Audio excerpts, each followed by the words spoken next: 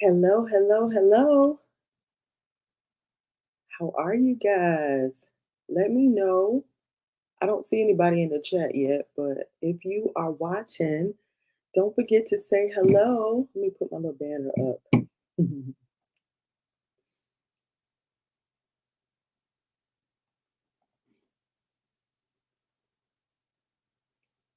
Don't forget to say hello, you guys.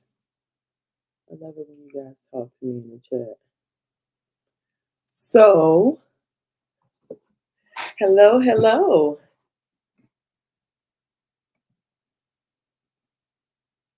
Today's video, today's live stream is all about my propagation updates. I am so excited to bring this today because oh my God. Hey John. I'm so excited to bring this today because for one, I have two plants that I have never taken care of before. So I don't know what the new growth looks like. So this is a special treat for me. And let me just say, I took a couple of photos so that I could see the progression of the new growth. I'm telling you, I'm in love. Okay. So let me start from the beginning. First, let me introduce myself and welcome you guys for watching this video. So hello everyone. Welcome to everyone in my family and my community. And welcome to those who are new to my channel. My name is Yvette Boone. I'm a recovering software engineer and a lifelong creative hobbyist and plant enthusiast.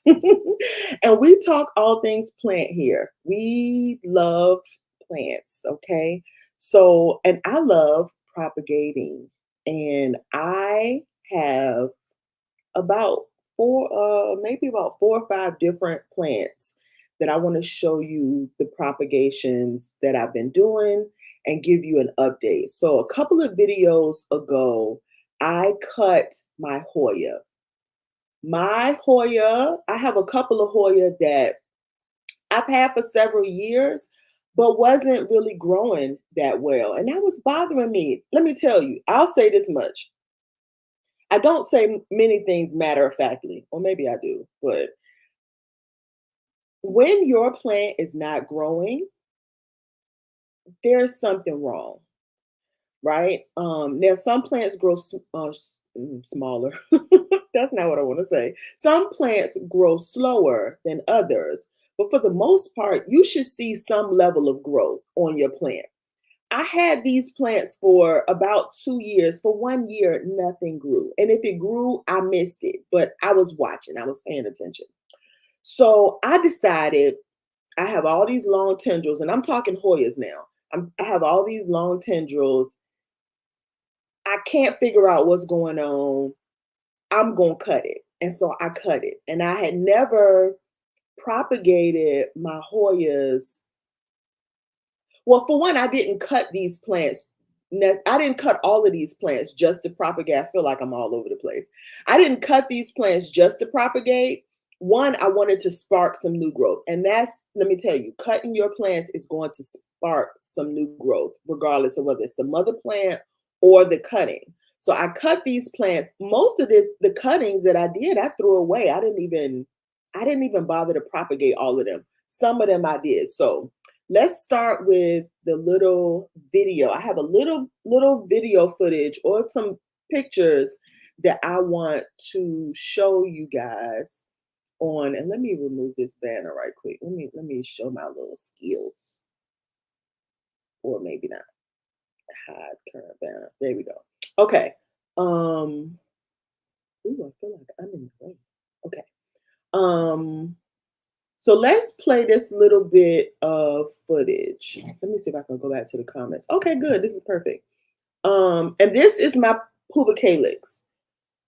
Oh man, my picture is in the way. Hold on. Oh crud. How do I do this so that my picture is not in the way? Take me off. Okay, so this is my puba calyx, and this was back in July. You notice right here. Let's stop for a second. Let's go back just a little bit. I have a lot of new growth. This is why I absolutely love this plant to begin with, because when she puts out new growth, now I've seen this plant grow, so that's why I knew if it wasn't growing, that something was wrong. When this plant puts out new growth, it puts out new growth at one time, a lot of it. This is why I love it. Okay, so let me go back and show you what she is looking like today. This, everything that you see that has this beautiful sort of dirty, chartreusey, olivey color, that is new growth. So she put on about, I want to say, let's count them. So here's one, that's one. This is one, that's one. These two, these two. Did I say these two? These two, these two, and I feel like, and she has some new ones coming in. Look at that one. She has a new one coming in right here. She's got a new growth coming in. Oop, oop, oop, oop. Somewhere up in here. It's really hard to see it. Um, but all of this at one time. Now, I don't know what's going on with this little wonky one right here, but let's just call it a heart. Let's just do that. Let's call that a heart. I don't know why she's growing in that way. And it looks like this new one is doing the same thing. It's probably really hard to see it, but this new one right here is coming in the same way as that. And look at the splash on them top ones. So all of a sudden she pushed out about, I don't know how many was that, 15 something, over 10 leaves at one time. I absolutely love that. Okay, I don't mind a slow growing plant, but I really prefer one that grows really quickly and gives me a lot of bang for my buck. So what I did, I went and took, see these tendrils like this? I had a lot of tendrils with no leaves on it, and I just cut them down to the last node. And right where I cut, that last node under the cut is where it pushed out new growth. It was either a leaf or maybe even some more stem. I don't see any right now that have just stem, but it looks like I had a little piece of stem growing here, which this feels dead. But this I think might be some old stuff. So yeah, she is actually growing fantastic. I love it because I didn't have many leaves up here at the top. Did I show this one? That's a new one too, right here. I didn't have many leaves at the top. I think we could probably see that in, let's go back to this one. Let's go back a little bit. Look, see, I had hardly no leaves. I think I just had leaves on one side and just that set at the top. So most of these new leaves at the top are new leaves. I absolutely love that. I love that. I love, and look at that splash. Oh my goodness. I think I had this one on my favorite leaf series, and I showed my favorite leaf is this one. But she got some contenders. Look at that. She got some contenders. I'm so excited. I love that. I love that. Okay. All right, we're gonna move on because I can't spend too much time on that one thing. Okay. My next plant that I want to give you an update on is my globulosa. So let me show. I think I'd rather be on the screen. I'd rather be here. Let's look at this next part here. So this is my globulosa. This was, and I'm covering up the date. Let me show you really quickly. It's July 23rd. At 1 o'clock. This thing literally grew before my eyes. So this is just the start of the new growth here. And like I said, I think I just received this maybe May, I guess. I can't remember. right now. It wasn't that long ago. This is actually community mail. So I had a community member send me some cuttings. Thank you, love. Um, and she did not want to be recognized on, which is why I'm not saying her name. Okay. But the appreciation is absolutely there. So here we see this is July 27th. So this is 4 days worth of growth right here. Um, and so every day I came to check on this, there was massive growth. And I was like, oh my God. And I had no idea this thing was going to grow this fast. So this is just a still shot of the same. Look at this. So this is August the 8th, which was 4 days ago, right? Look at that. So not only is she pushing out that new leaf, but she's actually pushing out some more growth. You probably can't see my mouse. She's pushing out more growth at the top. Okay. So let me now show you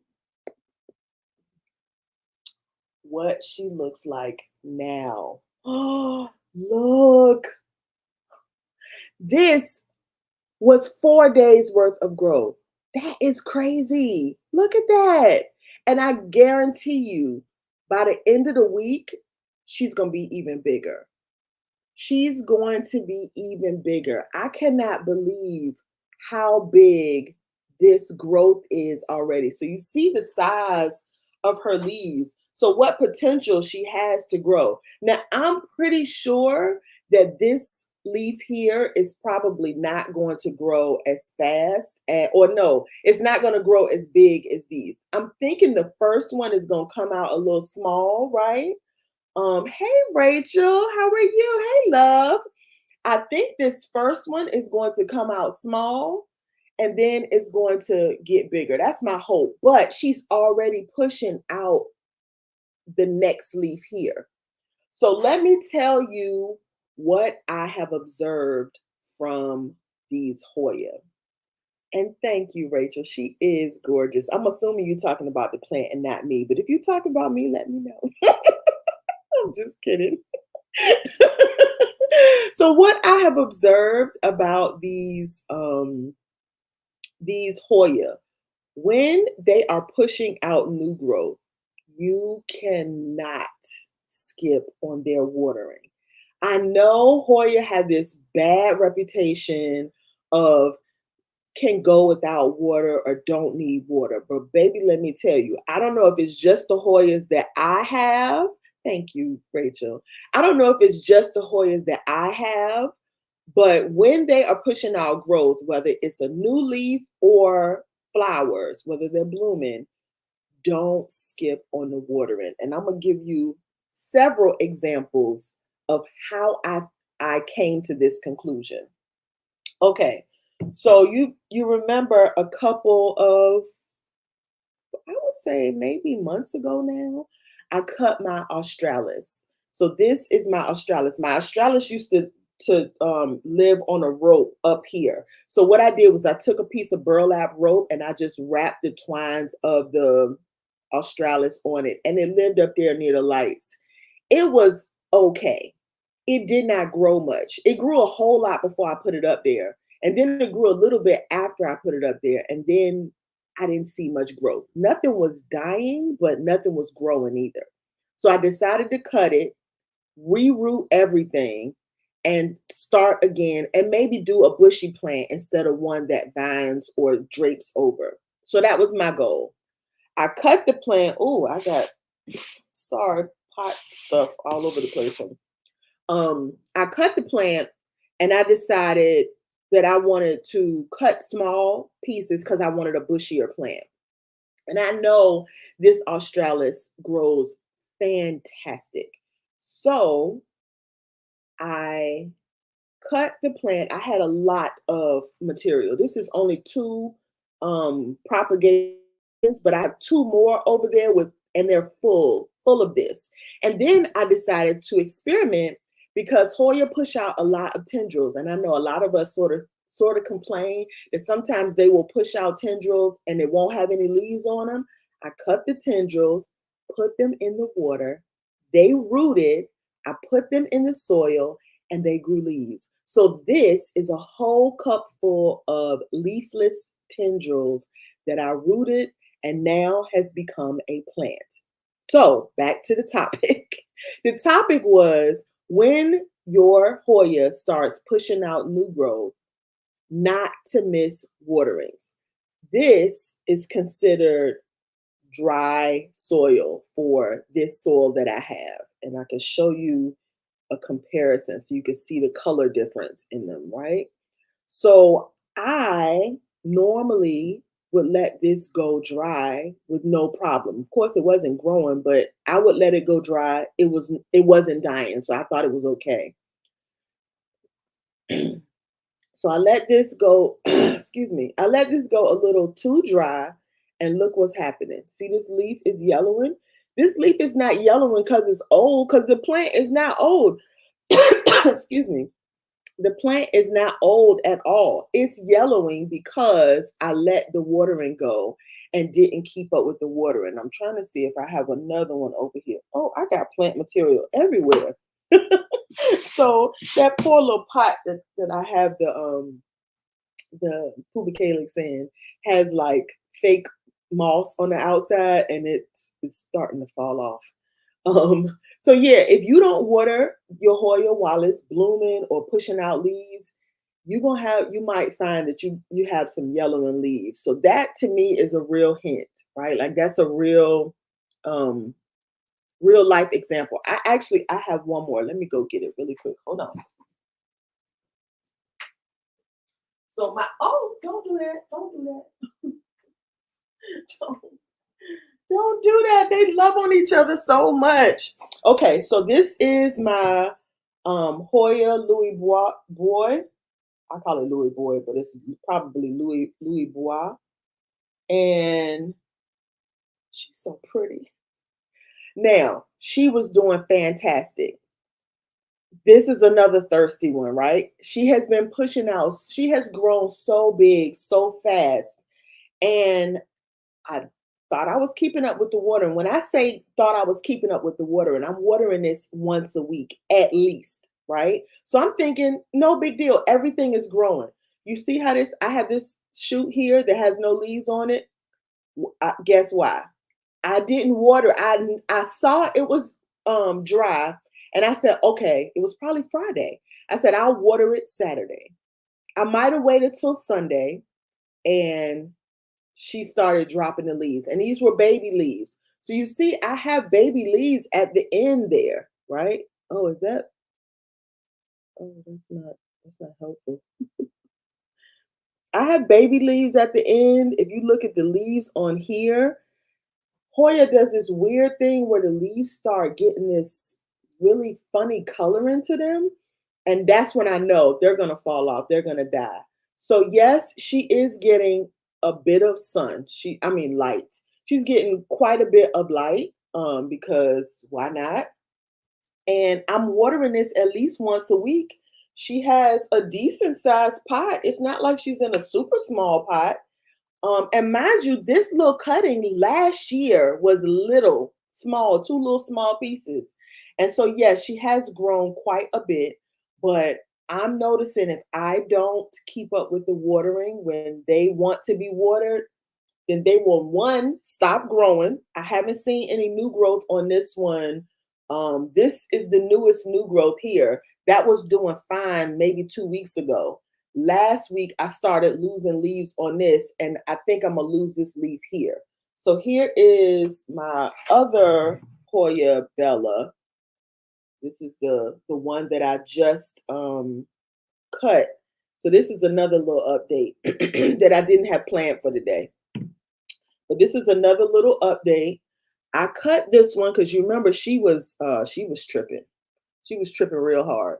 And so I decided what I was gonna do was I wanted to cut just so I could practice propagating. I had never propagated the Hoya Bella successfully in water. And so I cut a piece and she rooted well. And then the mother plant started tripping. So I took the whole mother plant out. I took and dumped the whole mother plant, took it out of the soil, rinsed it off, put it in water, and she started growing new roots. I took all the little cuttings and I put them back together again and put them in this pot. And since then, I have this little section here, which is new growth. And I feel like I have a peduncle right here. Now, whether or not this is actually going to flower, I don't know. I'm really surprised she even put out the peduncle, being that I thought I saw another peduncle. But my eyes are really my allergy eyes are really cutting up today, so I might not be able to see really well. But here's another example. Because she was growing all her roots in water, I just switched her to soil. I knew she might kind of not like that too much. She actually is yellow in this leaf right here. So I'm being really diligent about making sure that I keep her more, this is hard, more moist than I normally would. But I'm almost starting to rethink what my normal moist is for her, right? So let me get in these comments. Oh, thank you. um, okay, you mentioned about that. Yes, about Hoya before. When my Hoya was blooming before, if I didn't water her fast enough, she would blast those blooms. But I don't think I paid that much attention about it when it came to the new leaves, right? Like that much attention to it. I think I was like, yeah, water it. I love watering them more. When I see that they have babies, that's my biggest problem. When I see they have babies or things growing, I'm like, sure, you can have more water. And then I end up overwatering the plant. But Hoya really appreciate that. So if you are an overwaterer, don't sleep on Hoyas. I have been watering more often these days. Yes, right. I look. I honestly think that somebody sold me a bag of goods when they said Hoya don't need a lot of water. Oh, hey, see you saying hey, Rachel LOP. I like that. I'm all nosy. Oh, I know, right? Hey. And she really get down there, right? Oh, so she jealous. She jealous. She was like, you didn't shake me. Like she don't have no shake. She got some shake. Look at her. Hey, hey, hey, hey.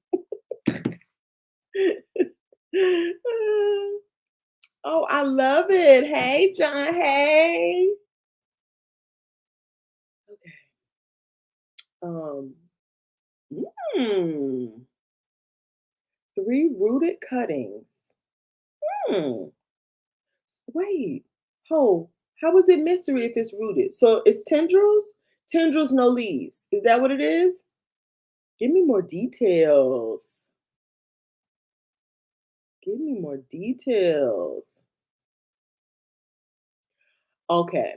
Yeah, I was about to say, wait, what's going on? Now, I will say this too, is that my air is not on as low of a temperature as it was last year. And typically, in fact, I probably am keeping my air somewhere around 75, 76. I'm trying to acclimate myself. But yeah, it's somewhere around 75, 76 degrees in here. Sometimes it gets a little warmer.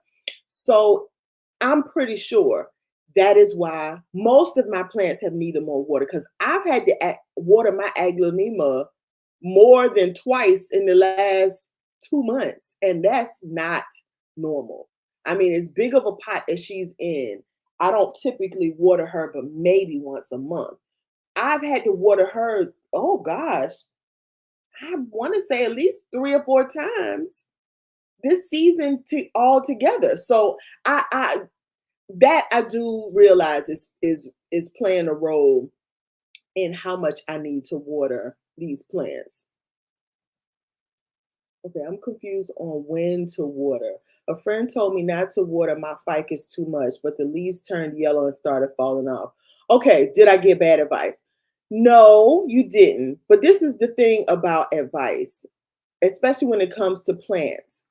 You can't just take that advice and apply it without using context clues.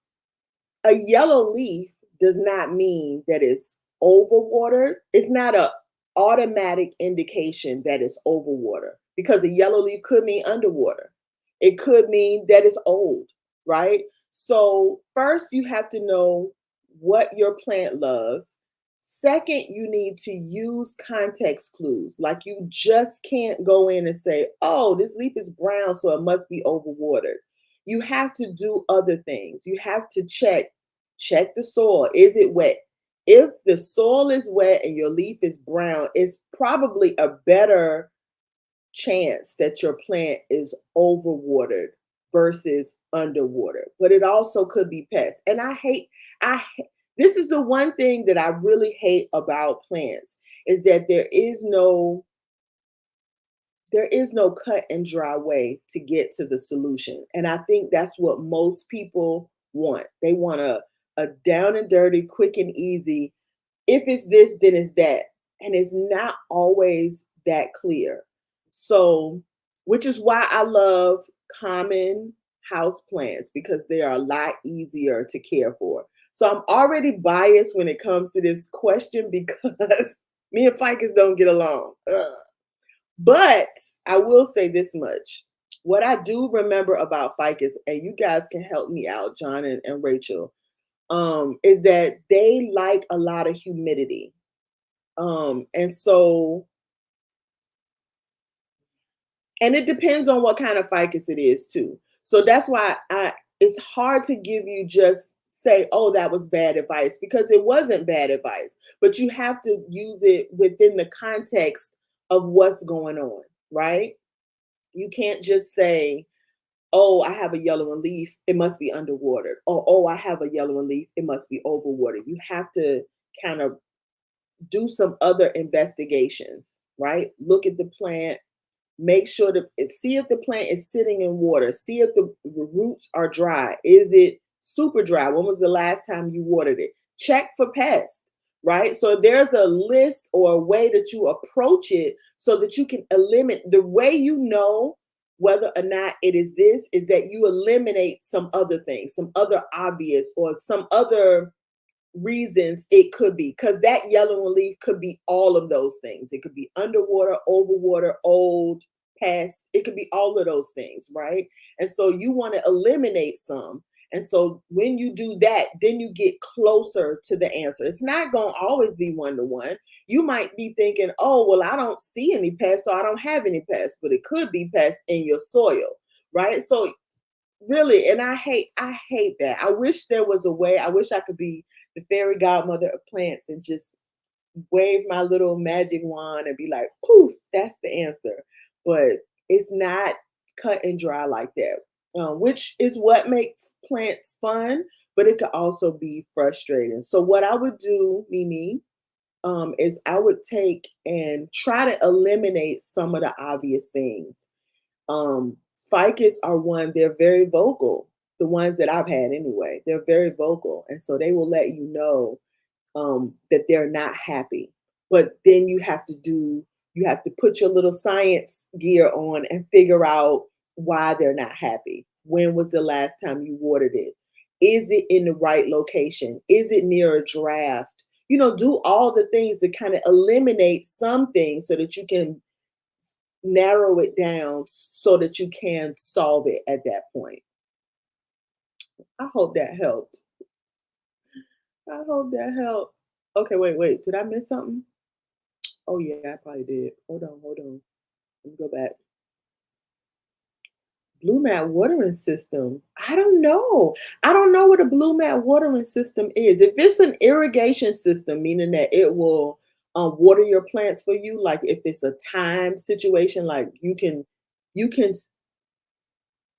dictate how much water to give to it, it will be helpful. But you need to know how much water to give, when to water, right? So that means that you need to know what enough water looks like, right? What signs are the plant giving you that it is getting all the things that it needs? When you have a system that does anything for you where you don't have to do it, you still need to know whether or not it's doing, because it's only going to do what you tell it to do, right? If you tell it to water this plant every third day and it only needs to be watered once a month, then yes, the system is helping you, but it's helping you to kill your plant. So you need to know how much water to give it, how often to give the water, and then the system will help you eliminate, keep you from messing that up. Because I forget stuff, right? So it will help you do that. Okay, by the way, I water once a week. Yeah, and even that, and I'm glad you're bringing this up because I think, and I'm assuming that you are a new plant parent. You may not be because every plant makes you a new plant parent to some degree. But in reality, watering once a week sounds like a good method, but like I just said, the temperature in your home can change the fact that you need to water your plant once a week. If your temperature rises in your home, that soil is going to dry out faster. And if it does that, then you're going to have to water your plant more often. So, what I have found that has worked for me, Mimi, is instead of trying to use a formula and say, oh, I water it every 14 days or I give it light 8 hours a day, is that I learn the clues to when my plant is happy. That's why I knew when I looked at this and I saw that the leaves were falling off, I knew it was the water. I knew it was the water because I remember when the last time I watered it. I remember the last time this happened was when I stopped when I continued to water what I thought was my regular schedule and its needs had changed. So what I'm saying is when you learn the clues of your plant, then your plant will tell you when it needs what it needs. Now there are some plants that will do just fine with you watering them on a regularly watering schedule, but as your plants grow, even that is going to change. And then you're going to be watering it at weekly and it's going to need more water. This is a perfect example. I was watering this weekly and she has grown so much that weekly is not enough for her. So I continue to water her weekly and she's throwing her leaves off because she's not getting enough water. So that's what I mean. Even your system watering weekly is not going to be as helpful as you knowing the symptoms of when your plant needs to be watered, when it needs more light, when it needs more food. So as you are parenting your plants, you'll start to pick up on these things. You don't have to know all of it right away, right? But you'll start picking up on these things. So if you're watering your plant weekly and everything was fine the first couple of months, and then you notice something changes, then you know I'm watering this enough. What's different? And so you'll start using that as part of your context. And I hope I'm not confusing you. If I am, let me know, and I will uh, go back and we can straighten things out. Okay.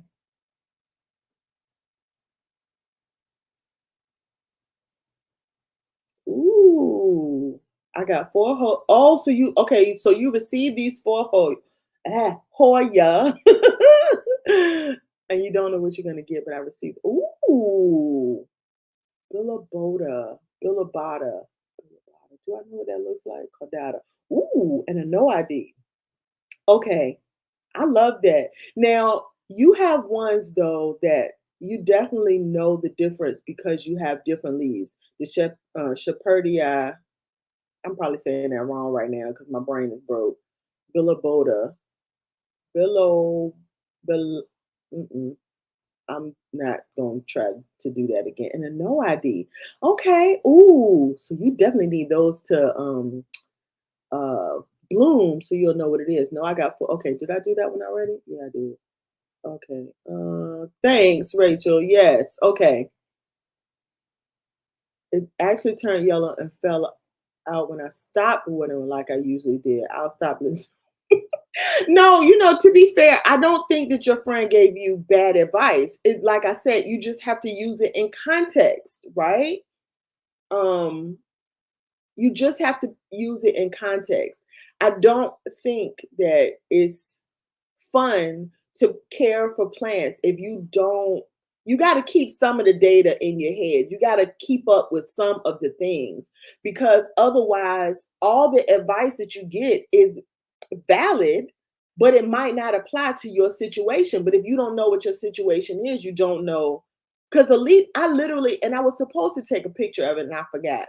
I had a leaf on my jade pothos. Perfect, beautiful yellow leaf. Can you even say that? Is that not an oxymoron to say, oh my God, it was a perfect, no blemishes, no nothing. What it was an old leaf that was dying. It was the most beautiful thing. I know this is crazy. It was perfect. It had no blemishes, no brown, no mushy, no nothing. It literally, the leaf turned yellow. It was like it took all the energy that it had and it gave it back to the plant and it left the leaf yellow. And then eventually the leaf sort of started mushing up and it fell off. Nothing is wrong with that plant. That is just the old that is just the old making way for the new. So if I took advice and someone said, "Oh, you got a yellow leaf, check for overwatering." I know I haven't overwatered that plant because I've been keeping up with the watering schedule. I stuck my finger in the dirt. I can look at the plant and tell that it's not overwatered or underwater or has pests. So I was able to eliminate all of those things and know that that was just an old leaf. So, yeah, I think using those context clues, even if you get great advice from another plant parent, you still have to use it within context. Temperature, light, humidity, and substrate are all things you need to understand. Very true, right? Like we buy a plant, we get it in this whatever it's in, and we continue taking care of it within that.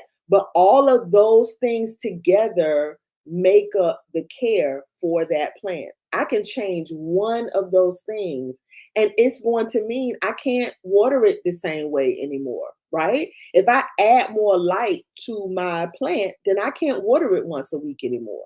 If the temperature rises or lowers, I can't water it once a week anymore because now if the temperature goes up and the soil dries out too fast, my once a week is not enough. So you see all of those things. That's what I'm saying. Like I'm 10 toes down now because I got my team behind me.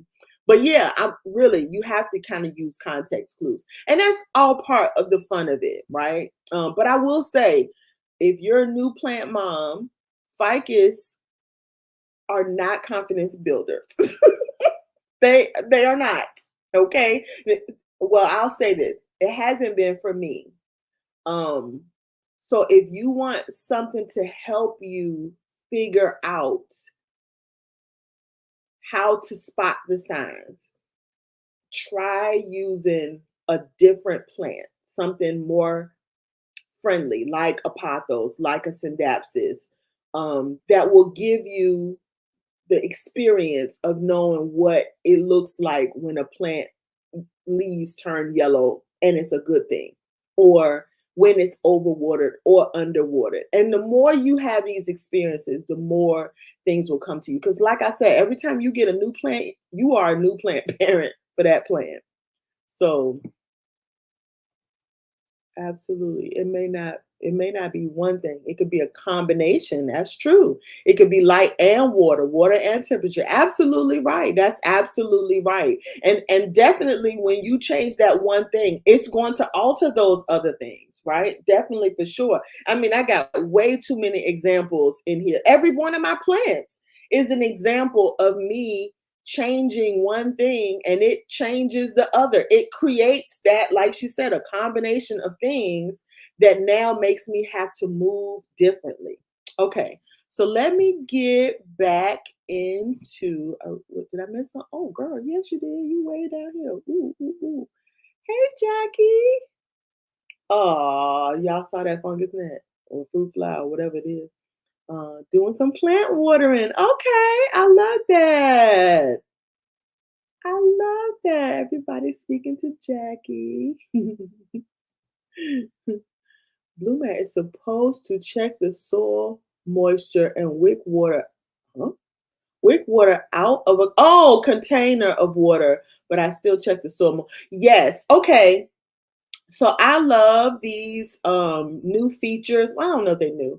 These features on the irrigation systems. I think they are typically used for outside plants, but we can always use things for the inside. So yeah, I think this is awesome. And I think it's a really good idea for you to validate the moisture meter to make sure that everything is cool. Now, it depends too on what kind of soil you're using to see whether or not that moisture meter can actually pick up moisture, like whether it can actually detect, is what I want to say. Detect moisture in your soil, because some soils are a little chunkier. It's really harder for the moisture meters to pick that up. But absolutely, I love the fact that you are using tools, and I love the fact that you are creating some ease in your plant parent life, right? But the way we would learn more about our plants is to go back and validate that. So I love that. Okay, we speaking in the chat. Hey, Rachel. I totally agree that you have to get to know your plants. Absolutely. And that's the fun part, right?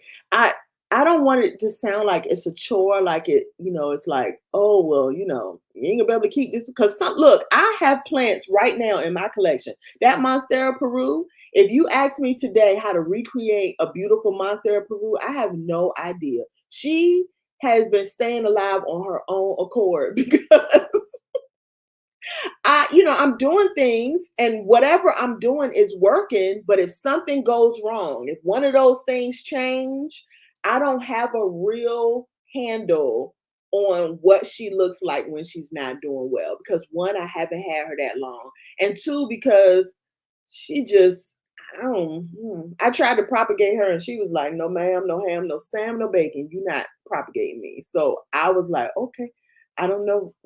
I don't know what to do. So I'm keeping her alive, but I don't have a hard handle on what she really likes and what she needs. And the more I take care of her and the more I do things, the more I get to, kind of streamline that.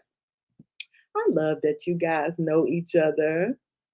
I love that. Hey, girl. Hey, girl. Hey. She labeled them and it was 25 and no shipping. Nice. 25. Okay. So wait, when you got those, how many stems did you have per? Oh, you don't know what they. Oh, wait. So wait, you got the stems. They were rooted because you did say rooted, right? They were rooted. How do you had to plant each stem separate, right? Because how would you even know what they were? I mean, I guess you could probably tell like some differences. Like, okay, like the root of not root, the stem on this looks way different than the stem on the globulosa. So I know, I guess you could tell that they were different, but wow, that's interesting. I like that. I'm gonna tell you who else does that. I used to purchase my African violets from the Violet Barn online, and they have this same sort of mystery box. You get African violet. It's a full plant, I think. They also sell leaf cutters too, but it's a full plant, I think, of the mystery, and you get it, and you don't really know what it is. I mean, of course, that's what a mystery is, duh, you did. But I love that. I love the fun of that, right? I love that. I don't know if you have read the email I sent. Yes, but it looks like we're going to wait until spring. I did. I wasn't sure if you wanted me to share that information here, so that's why I didn't mention it. But I'm glad you did. John is putting together a. Can I mention that? Tell me if I can, because I spill all the beans. I may have to invite a few more. Yes, okay, that's cool.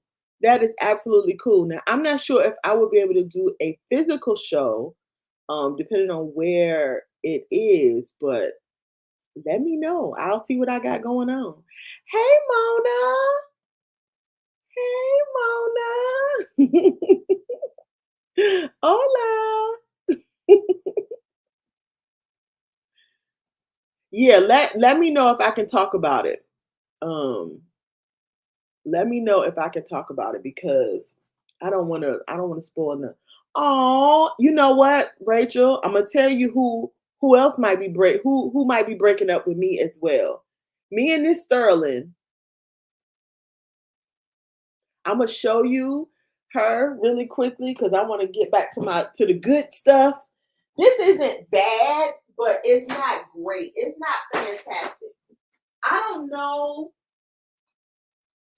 And Mimi, I hope this gives you some comfort to know that even seasoned plant parents, you still have to use that same process of learning the plant so that you know how to care for it.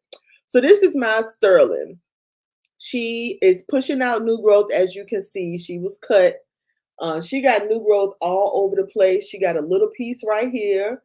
She got these leaves down here. This was the very first leaf right here. Why it decided to just commit suicide for no obvious reason is beyond me. But I don't know if you can see, why does this thing have blemishes?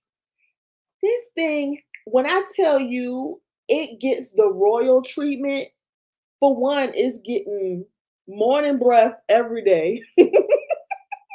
She is one of the first things I look at every day. And I put her in the propagation box sometimes at night so that she can get a little bit more humidity.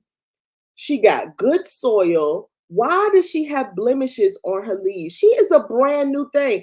That's like your baby having pimples. Like, what the heck? I don't understand it. I really don't. I don't understand it. It doesn't make quite sense to me. I've been checking for pests, but child, I don't know. What I'm coming to realize is that maybe a sterling is like syngonium for me. Some people have the knack for them. I do not. And so she might end up being one of those Dieffenbachias that just don't. She might not be able to. She might not. We might not. We might broke up. We might get broke up because I don't see the point.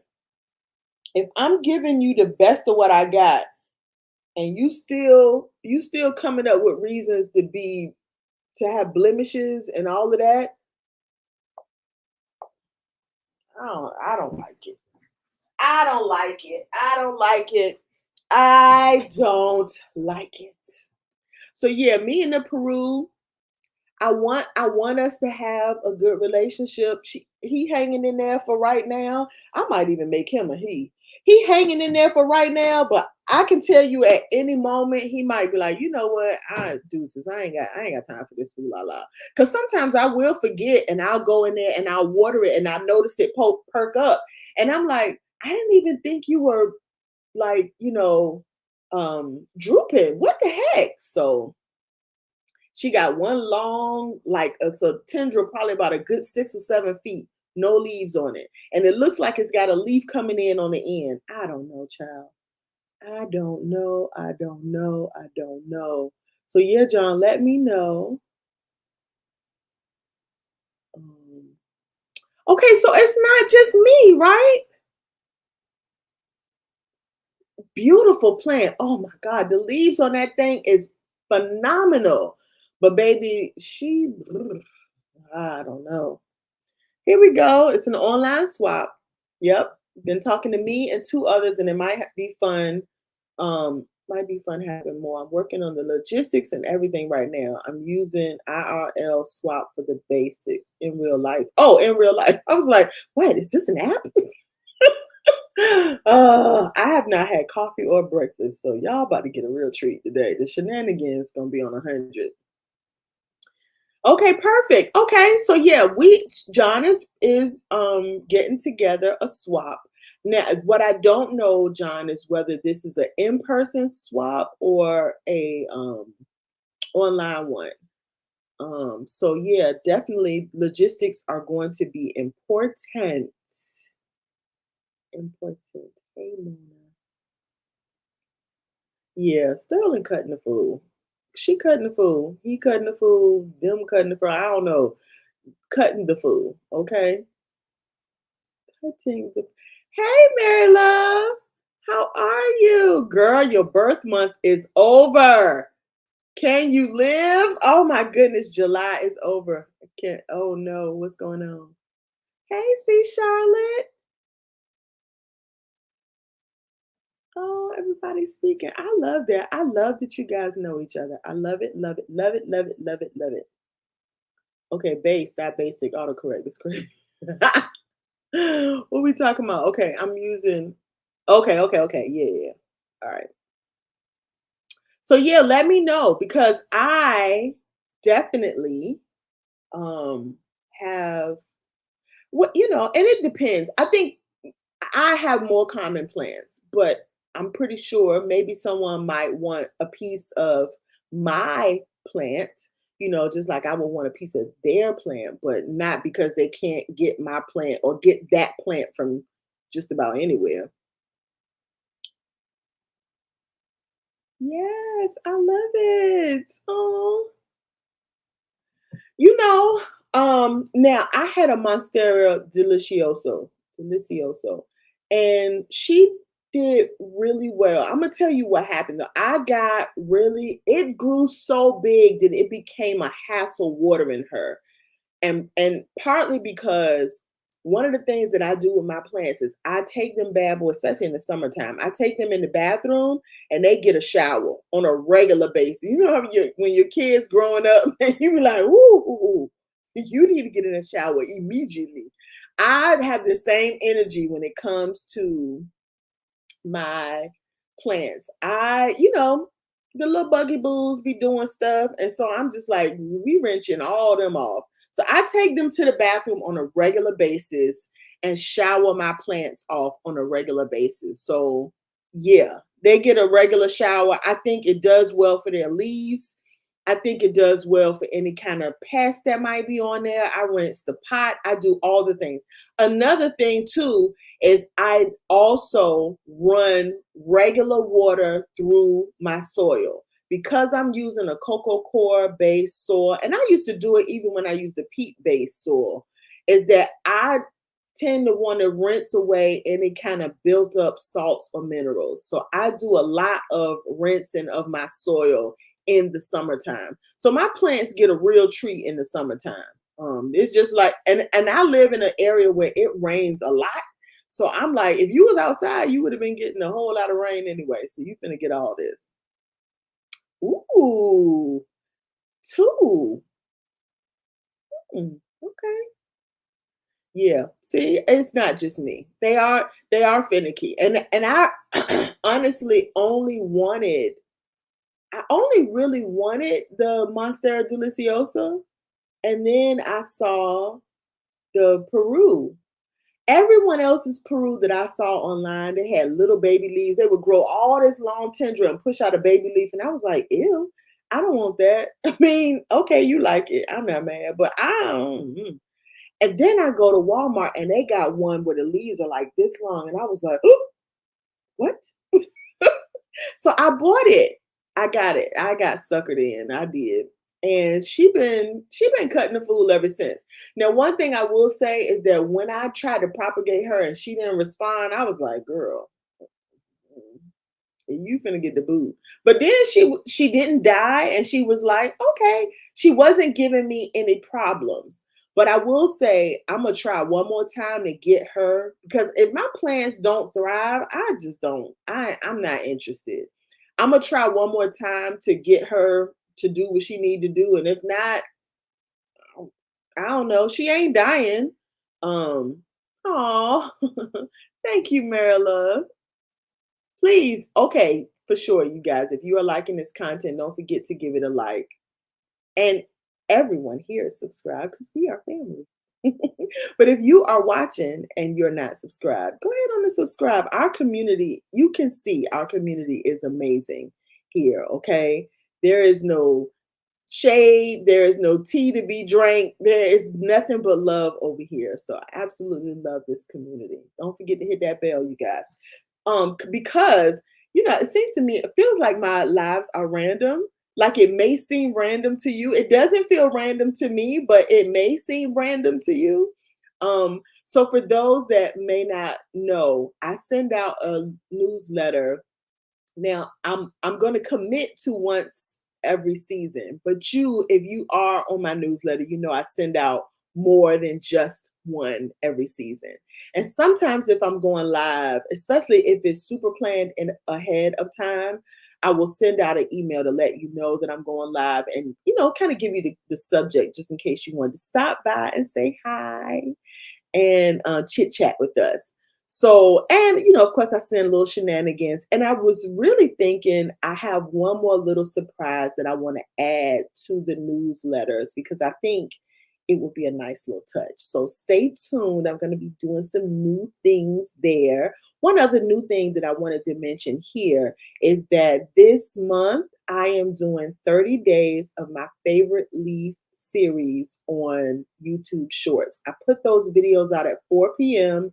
every day, and every day is just a cute little shorts, small way to remind you to smile. And I'm just showing you my favorite leaf on one of my plants. So I really think it's a cute idea, just to kind of get a little joy for the day. Because sometimes just life be doing stuff. Right? Ugh. Okay. Um, okay. Okay. So ours is completely online where we can pick two items or people to swap with so no one gets too crazy and end up sending a ooh, nice. Yes. Make sure. So this is what I'm going to do, John. When you get the details together, I'm definitely going to do a community post and I will bring it up in a video so that way we can get people, or you let me know how you want me to help you. Let me know how I can support you because I have ideas in my head, but I don't want to put more work on you than you want.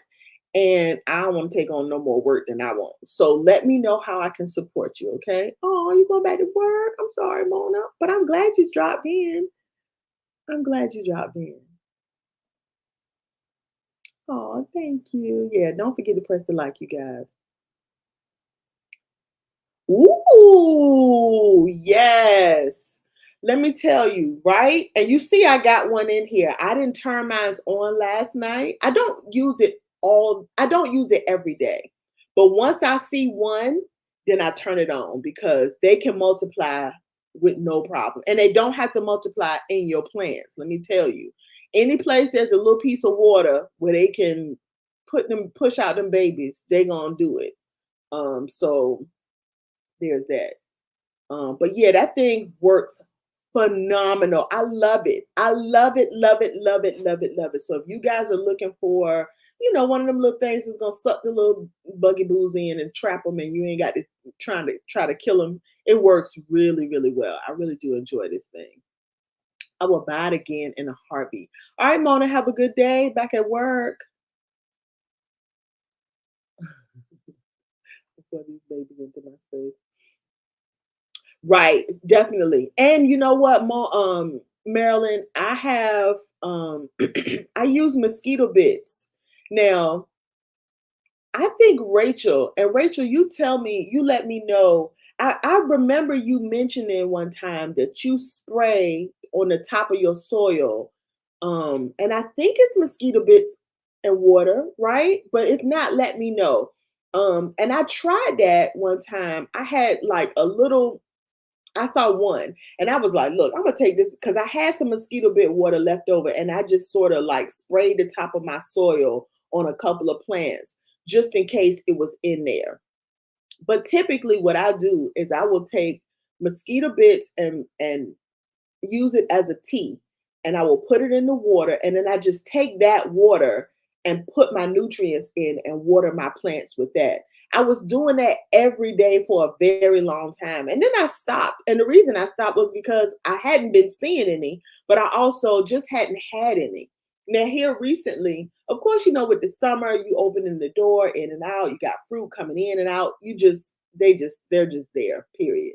Right? They're not born in the soil. They're not in my soil because my soil is coming from I haven't purchased any new plants. So um oh, thank you. I have fun. I'm having fun doing that. Seriously. I have to upload some more because I'm about to run out of the ones that I uploaded, but I did some batch but you could tell that because I got the same clothes on in the videos. But I did some batch filming, and so it was really fun doing it. I kind of feel like I cheated myself because if I was doing it every day, then I would have that same sort of like ooh every day. But girl, I you can't do this. You can't. I can't do it every day like that. So bye, Mona. I miss you, girl. We gonna miss you, girl. Okay, I will take all the suggestions, and if you are a YouTuber and interested in joining, let me know. Okay, so I'll put that out too. Um, you have to give me some contact information so that I can have them contact you directly. Okay. Okay, so you're spraying the top of your soil with the mosquito bit water? Is that what you're doing?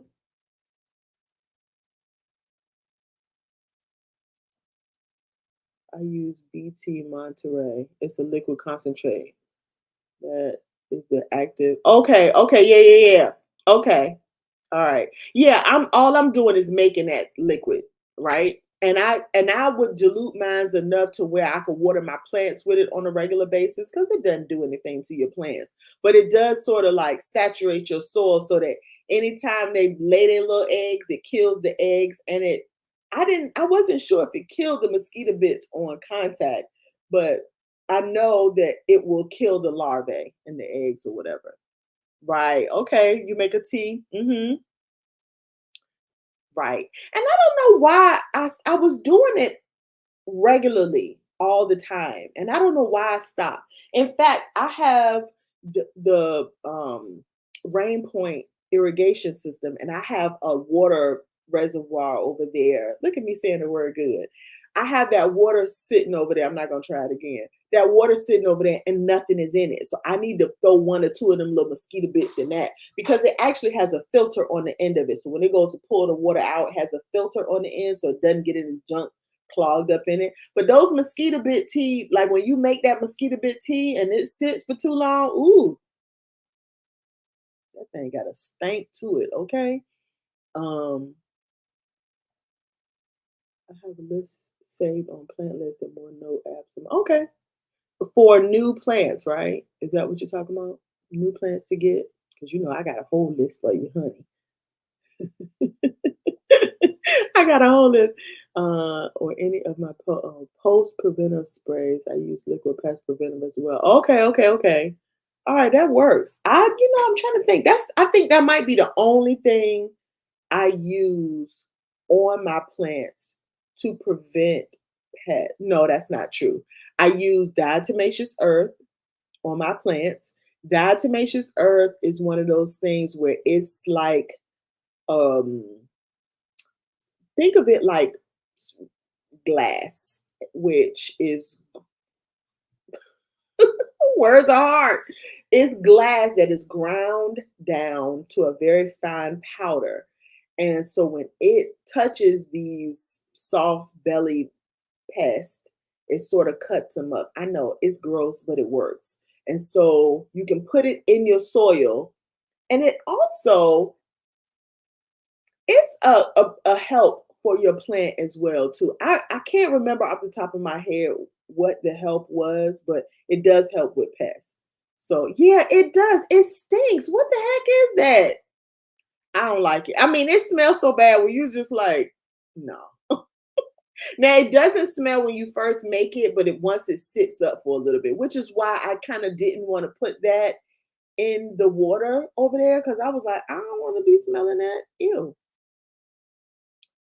Um, okay, so let me get back. Y'all know all I need is to be not focused. It don't take much. Okay, so let's get back into the next plant. Now I'm gonna skip. Can I skip ahead a little bit? Okay, look at her. Ain't she cute?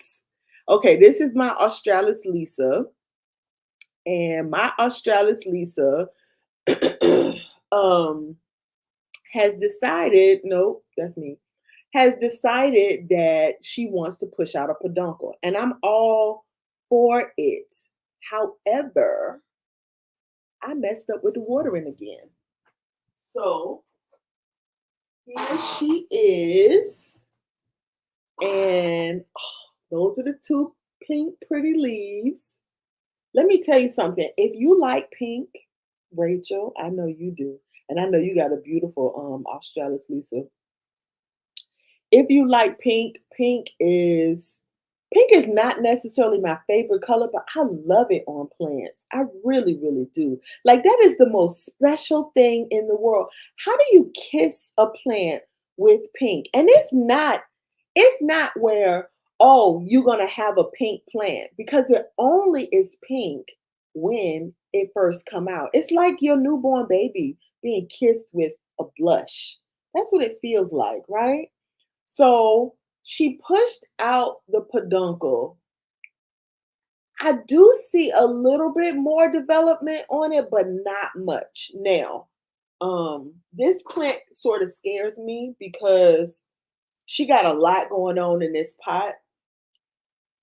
And I really need to get used to, I have to force my brain to remember that this thing needs water. You just cannot let her go forever without water because you used to do that before and she didn't die.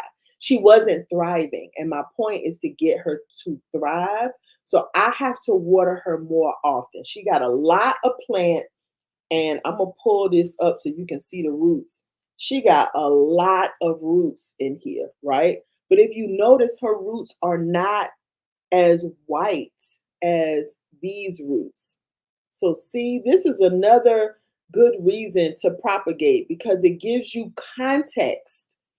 Um, her roots, all of her roots are not as white. You can see some of them are coming in white, but all of her roots are not white. So that's letting me know that I might have some dead root material in here, but I can still get new root material if I just continue to keep up her watering and make sure she has enough light. So she's not doing bad at all. So I, of course, because why would I not? I have decided to cut her. Now, I wanted to cut this one with the two pink leaves, but because she had the peduncle, I was like, I'm not risking that. I really want her to flower. She has not flowered in a very long time, and I want her to flower again. So hopefully you can see that little piece of peduncle up there. Hopefully she will actually peduncle and push out a flower. But if not, I have also taken a little cutting. And so this is my very first time um, propagating the Lisa. Now, of course, I have the Australis, but I don't have the Australis Lisa. And she's taking her time to root, but let me show you the little surprise that I wanted to show. Hold on. Let's see if she's doing something. Let's see. And you got to be real careful when you put your plants back on the shelf. Or let me say, I need to be real careful when I put my plants on the shelf because, especially with these Hoya, they have very firm leaves and stems and petioles. And sometimes when you push them together and it's bending it, or even just a little bit, because it's so firm, all it does is break them off. And it breaks my heart when it does that. Okay, so I'm propagating. Ooh, mommy got a lot going on today. I'm propagating my don't you dare. Don't do it. Don't do it. Okay. So I'm propagating my Australis Lisa, and I got a root. It's all the way at the bottom. But okay, this is why this is so surprising and fun for me. And that's because the Australis Lisa pushes out a woody kind of stem.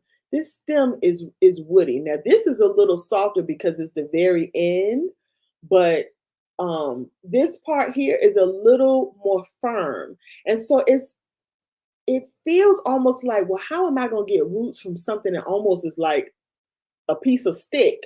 But baby, I have found that I think they root better and faster than the softer, fleshier stems of Hoya. So of course, this is my um, Hawaiian. I got pieces of her everywhere.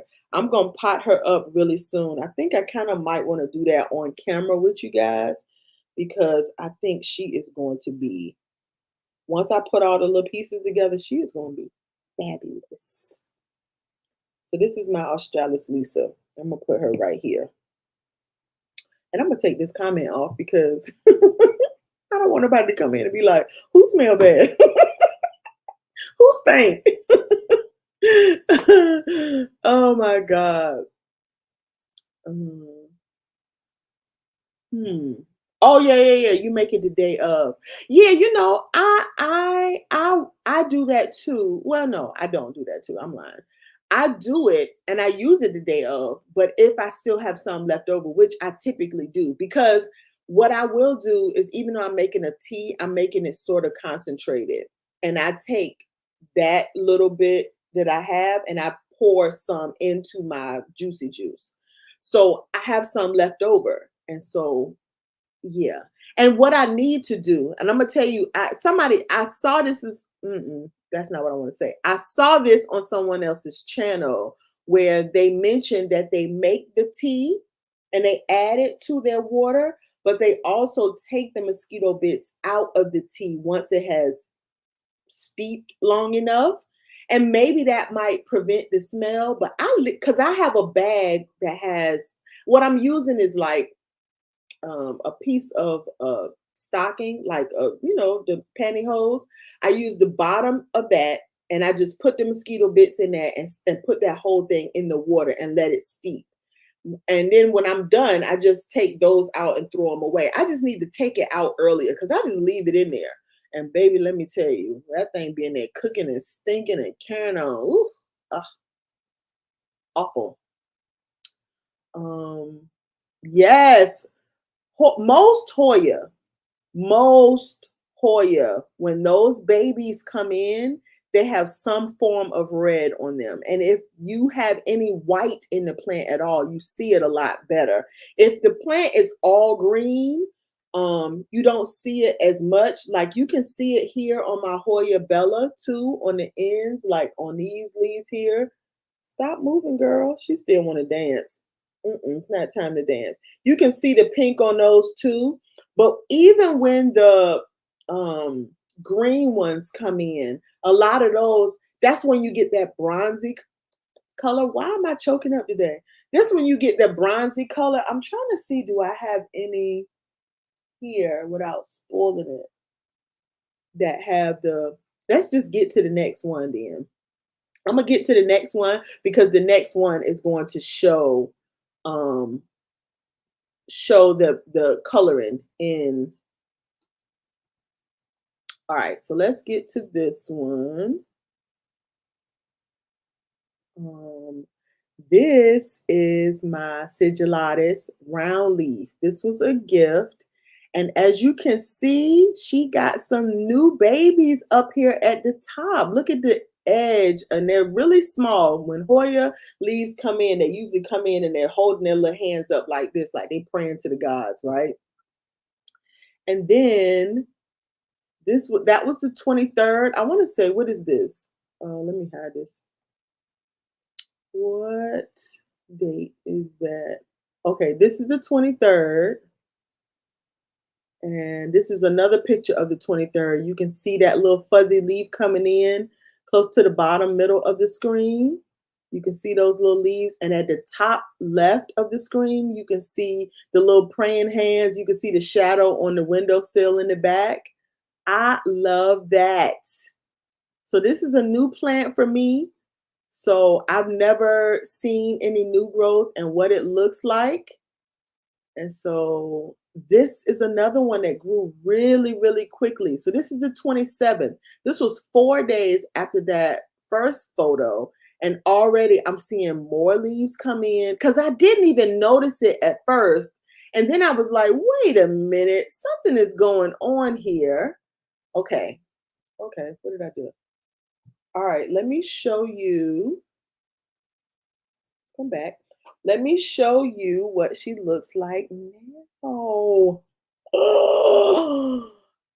these are those leaves. Shut up. You see the coloring on that? You see it better here.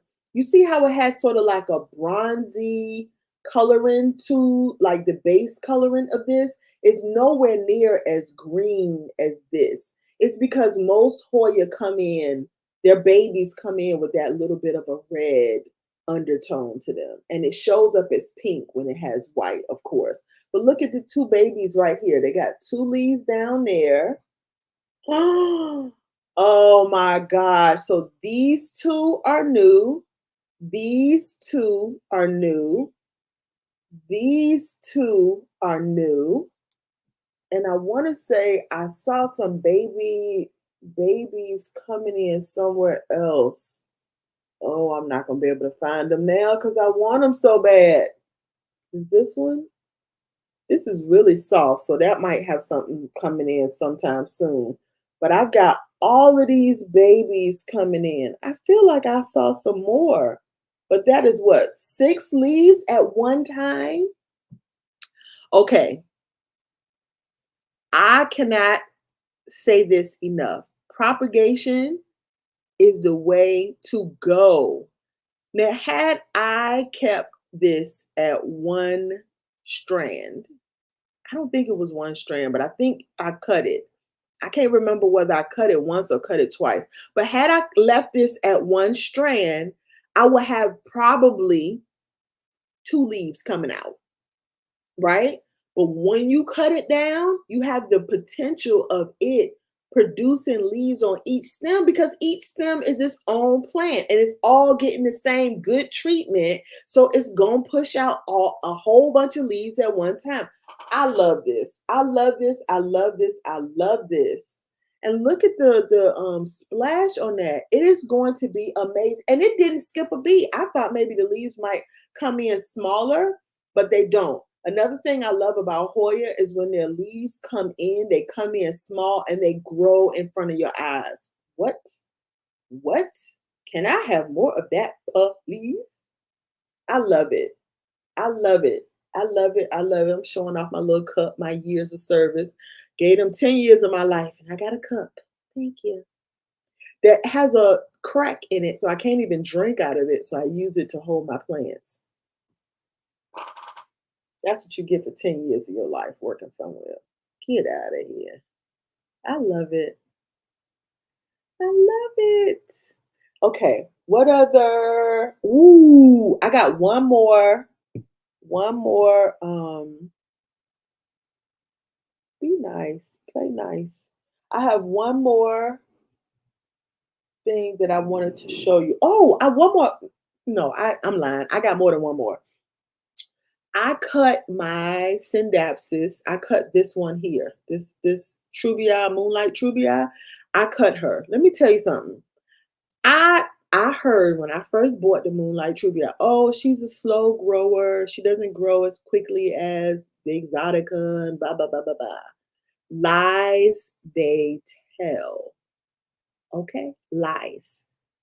At least in my case. Okay. So I cut this. I didn't label these like I did like I did last year, but I think I cut this maybe 10 days ago. I cut it on camera. I did a video and I wanted to, because it was looking bald and I had a little area and I was like, let me cut it. So I cut it. I put these in this water. And when I tell you that root, though, these roots alone, I don't even have to grow the plant. The roots alone bring me absolute joy. I absolutely love watching these roots grow. I have a little bit of a bald spot in this plant, so I'm going to add these back to the mother plant. I was going to do it today on camera, but I'm thinking no, but this is the one, this is what I wanted to show you. I'm almost certain though, if I pull these out of this thing, that I'm not going to be able to get them back in here. Not the way I want. Because these roots are a little, I'm scared. They'll grow back. These roots are a little firm. Let me try to get you can't take one of them out because they're gonna break, it's gonna break off. You see my face? Ah, look at that. I'm not gonna be able to get this back in here. What I wanted to do, oh, it didn't root. God dog it, it didn't root. So I had a wet stick and I wanted to see if it was going to root in the water. Now I added a piece of pothos. I gotta say that real careful.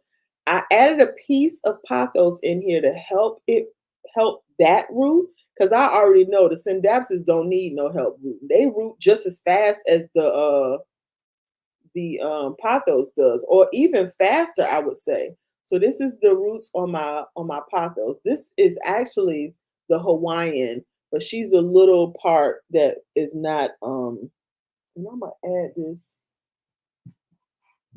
to this other one over here, just because I'm gonna be potting that up really soon.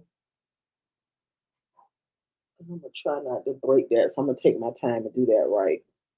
But look at these. These roots are phenomenal. I love this. I love this for me. Look at that.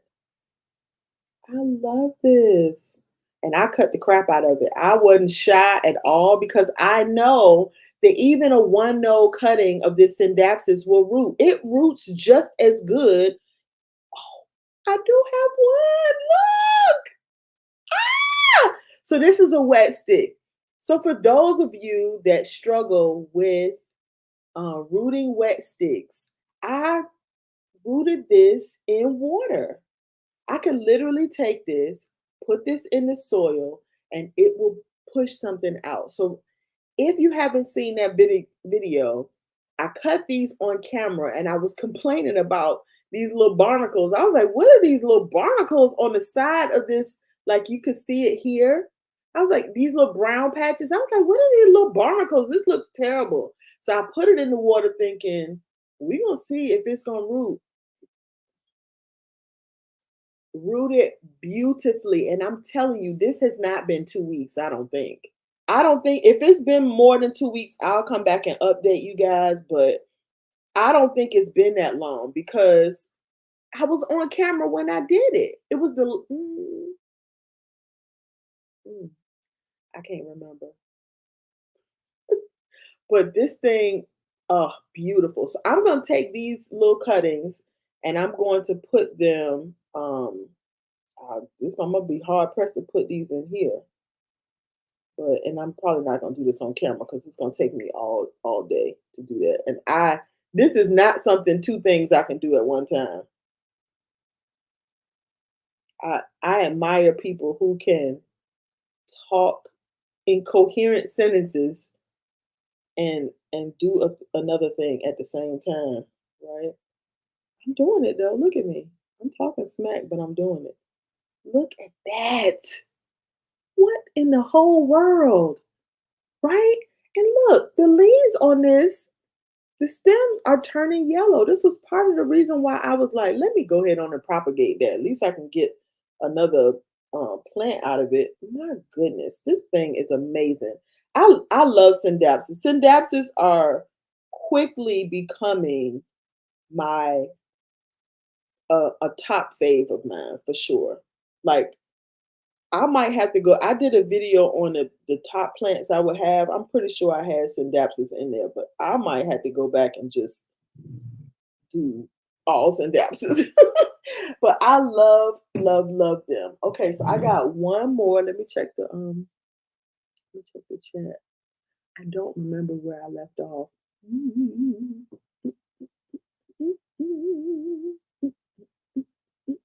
I thank y'all so much for coming in and talking with me today. This was good.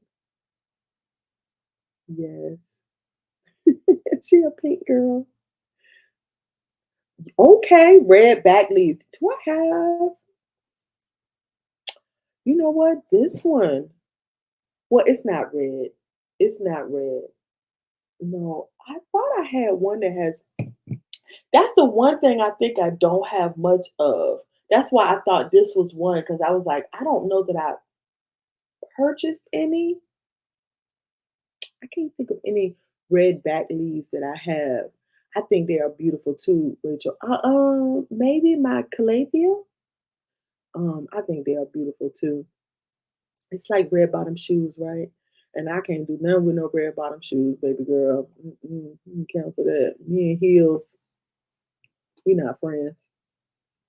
I, we hung out for a long time, and I used to take her with me, but baby, I didn't want her there with me. Ooh. Now me and philodendron, hmm, hmm. Oh, okay. Thanks for looking out, girl. Yeah, because and I look and this is the bad thing is I keep the jar of it in my bathroom and I have a top on it, right? But when you take it off and you use it and put it back and you come back in the bathroom, you're like, and it's like I have to remind myself, oh, that was the stuff I used. That might be why I stopped using it because it was stinking. Ugh. But it works.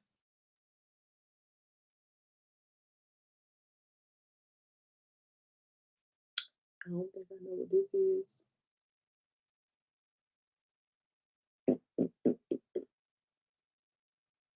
I don't know what this is. I'm trying to like put pieces together, but I don't know if you were not talking to me. I got water from somewhere. Oh, probably from the roots. Ooh, I already have tea bags because I make my own mint tea. Ooh, nice. My family member gives me my mint teas from there. I love that. Now, yes, if you want to read, now the thing about it though, your tea bag is pretty small. The amount that, well, I guess if you're making a smaller dose of the mosquito bit tea, I make a big, 32-ounce amount, which sounds like, well, it doesn't matter. If it's going to stink anyway, I may as well continue to make the big thing. And I literally took a pair of pantyhose. You could buy them for $1 at Walmart. Like the knee high kind, get one of those. You get two in the thing. You probably get more than that. And I just I didn't even have to cut the bottom off, but I cut the bottom off because you could use them more than once. Because if you tie a knot in it, that's all you need. And I tied the knot in and put the mosquito, because I use about 6 tablespoons with about 32 ounces of water. And I use faucet hot water and put that in there and let it steep for like probably, I usually do it the day before I want to use it. And it works fantastic. It does stink, but it doesn't stink in your soil. So once you pour it in your soil, you don't smell it. But when you go to make your solution, it stinks. It does stink. Yeah, ain't no way around that. I love that mint tea. Wait, ooh, Marilyn. I used to use, okay, so when I quit smoking, I needed I needed a distraction. And coffee won't gonna do it because I think I quit coffee and smoking at the same time. I think I did. I'm back on coffee now, but I'm not back on cigarettes. You know, you could tell. But anywho, I quit smoking and I needed a distraction. So I used to get, this was when Tivana, before Tivana was now with Starbucks. And they used to sell this beautiful, like loose tea. And I used to have this cup that was a steeper, I guess. And so you will put your boiling water in the cup, put your tea leaves in, and then when you're ready to drink it, you just take that cup and you set it on top of another cup, and it will push up this device and then pull the water down into the cup that you wanted to drink out of. And you could re-steep that tea or whatever. I have done the tea bags where you can make your own tea bags. I've even had reusable tea bags. But that cup, game changer because now you don't have waste, right? Um, and you can still get those cups. I want to say you could probably either check Tivana or Starbucks website. I don't think I know I didn't buy them from Starbucks. I bought it from Tivana. I think you could still get it from Tivana. Beautiful. It is one of those gifts you give to yourself where you like, ooh, I treat myself real good. I do. I treat myself real good. It's a nice gift. I will say that much. Um, but I love that. I love that you make your own tea. And you know what? You could grow mint in your home. You could do that. Mint is one of those things that it grows really, really quick and It does like a lot of light, but it's one of those plants that you could redo. You don't have to keep the same plant every year.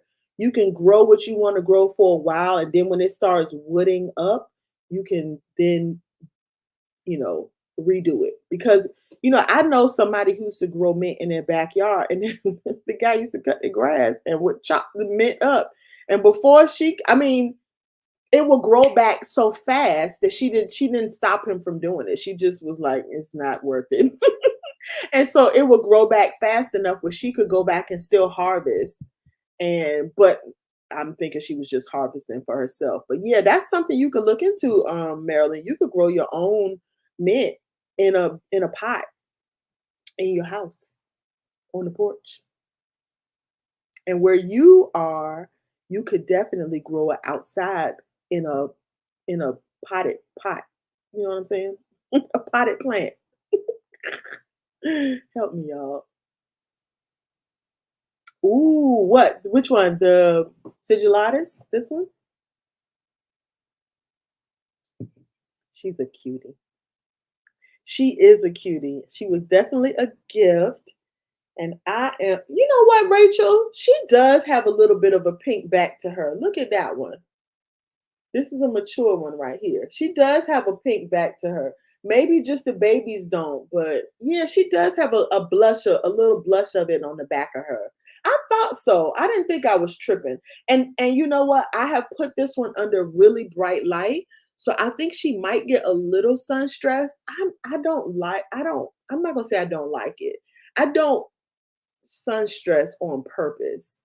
It just sounds mean, right? But I do like it to have a little blush to it. So um I have her under some really bright light because I wasn't sure how much light she needed. And I figured if she didn't like it, she would tell me. But honey, she done pushed out 6 leaves. So I think she like it.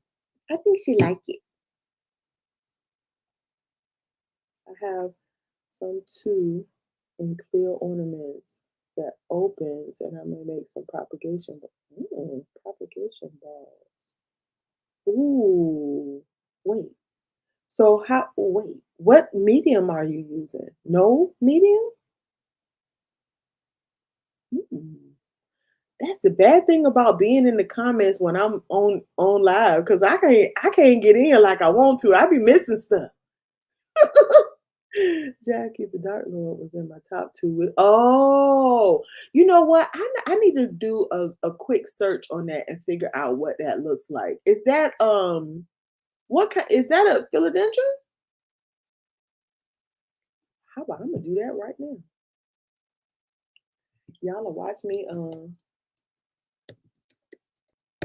Come on, don't act like that. Let me just do Dark Lord plant.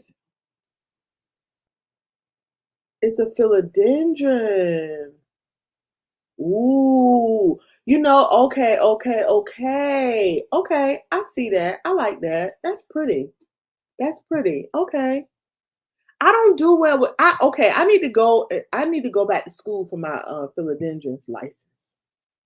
Because I don't do well with them. My jungle boogie is doing better. My jungle boogie is doing better because of the irrigation system.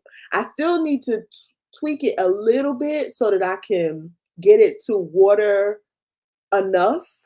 But yeah, I ain't there yet. I ain't there. Okay, not my first time watching your videos, but my first time on a live stream. Thank you, Mimi. Oh, I'm glad you made it too, Mimi. Oh, thank you. Enjoy your day, sweetie. Are you leaving? Maybe you're not leaving. Why did I read that like you were leaving? Oh, but I appreciate you. Oh. I know it's crazy that you could get so excited about plants, but I'm telling you, man, I love me some plants. Okay, my absolute, and this one right here, this syndapsis, girl, that thing will have you sucking your thumb in the corner somewhere. The roots on that thing is nice. I mean, imagine if the roots on the propagations of only, I'll say, being conservative, 2 weeks. Imagine a plant 2 years old with roots. That thing, and I got it in a clear pot. Nice, real nice. No, really? Okay, wait. Which one do you have though, John? Because I'm struggling.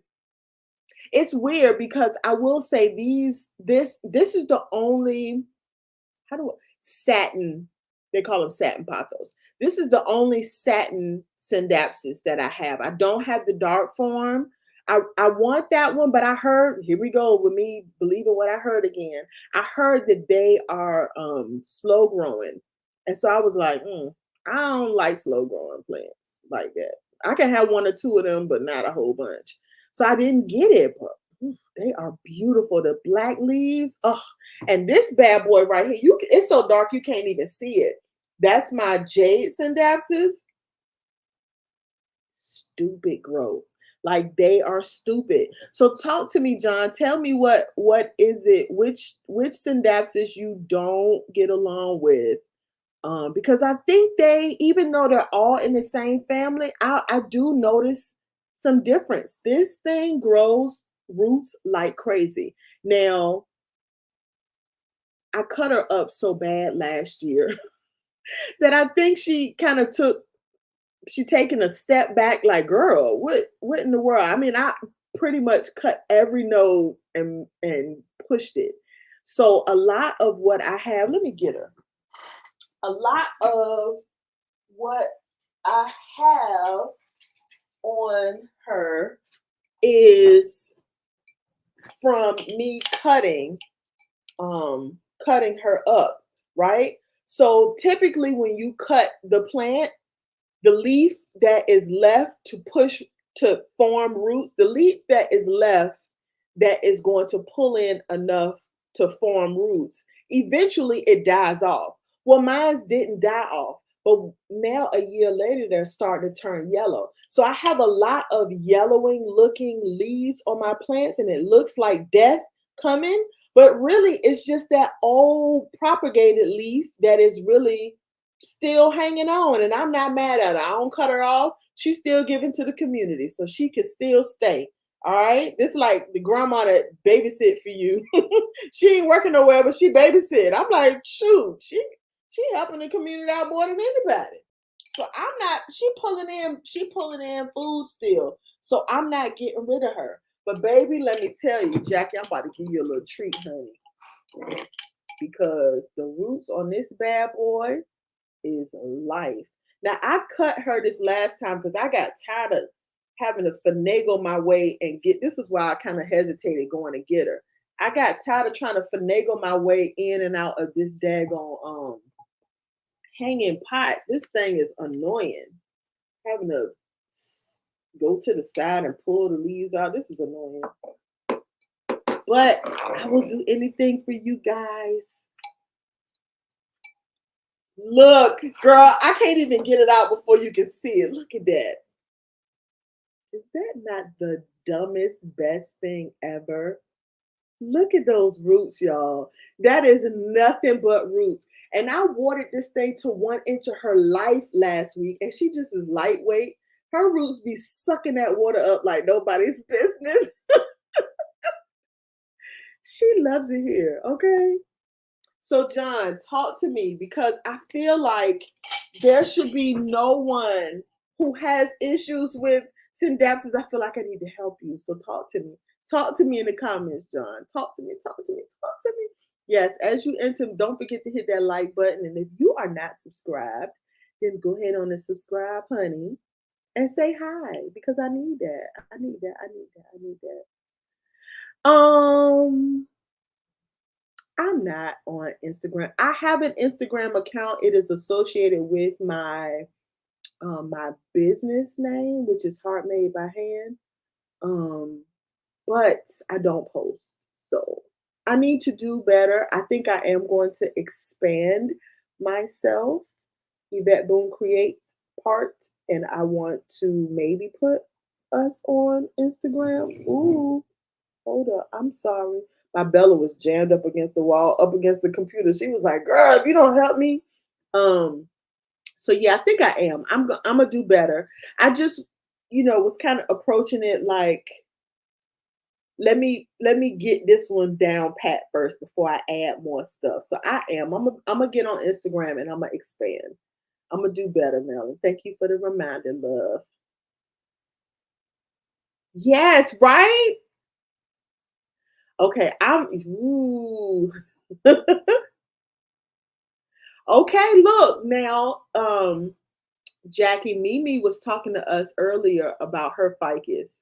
So maybe you can put in the chat, give us some tips on like generally how to take care of ficus. Like like for instance, my syndapsis, I know they do well with good light and good water, right? You might not be able to diagnose her plant, but kind of give some clues as to what ficus in general like.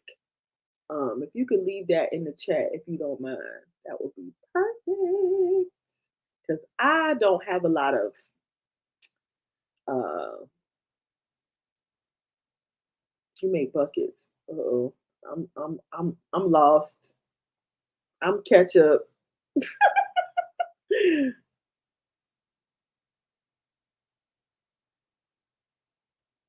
Ooh, what?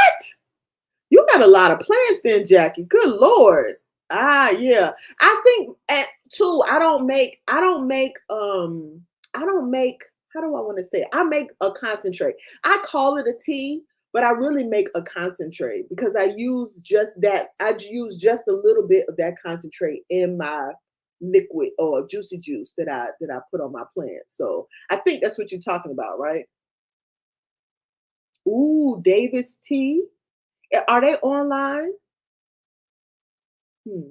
I need to get back into tea. I need to get off coffee again because I like my coffee sweet.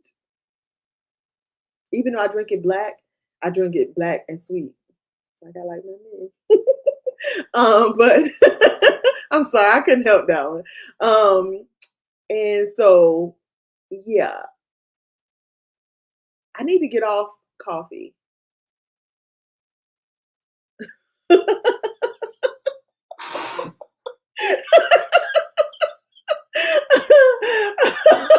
You know what?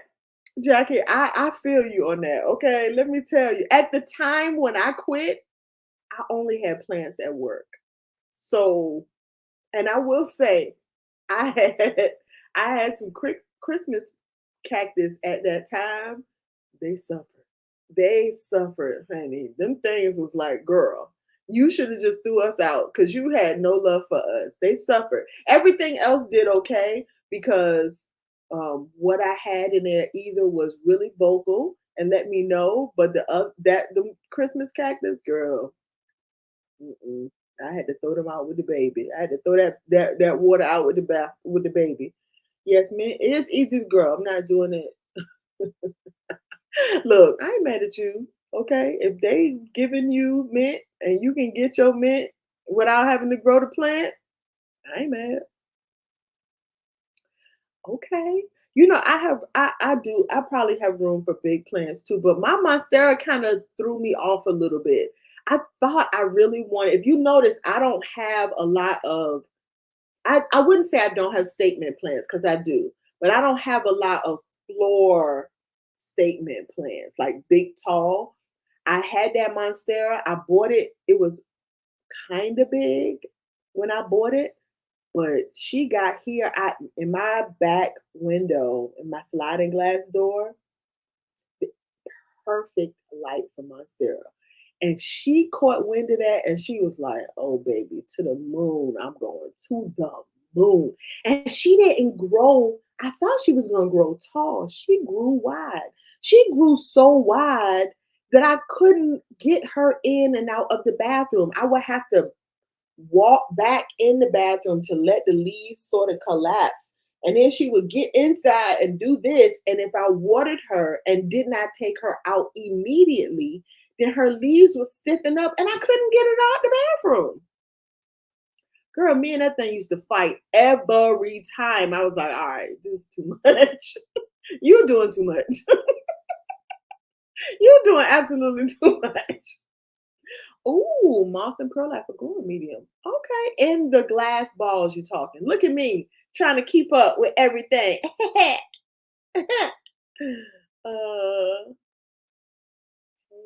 is this Mimi or new Mimi? This who is okay? I'm gonna stop talking. I thought it was like airy, so super chunky and lots of light. Is this Monstera? I'm thinking that's Monstera.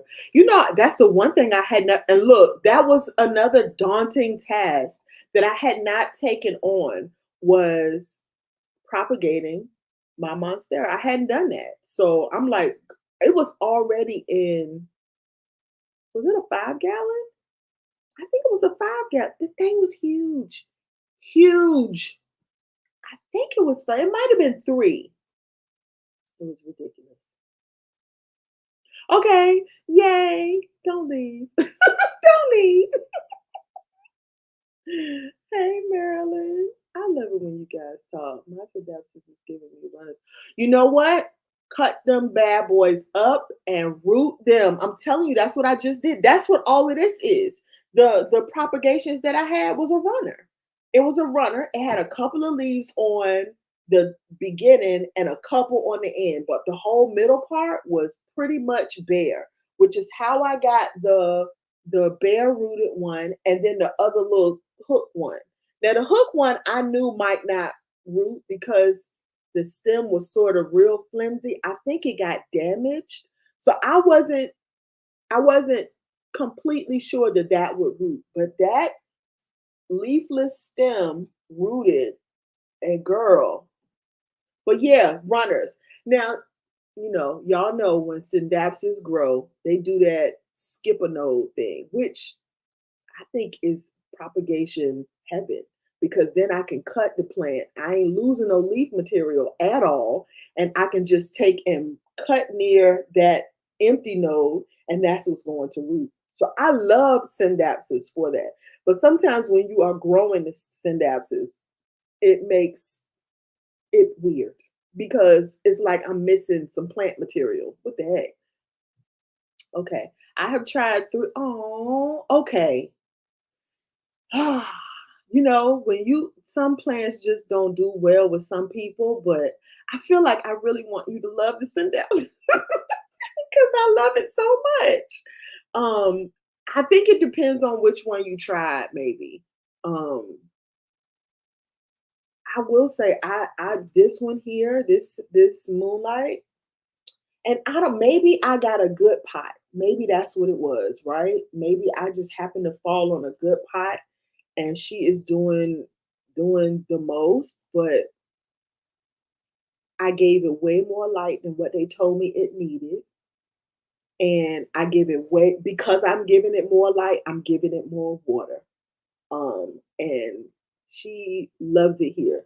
Let me show you my other one because she actually is making a comeback. I'm gonna show you my problem child because I want you to know I feel your pain. I'm with you.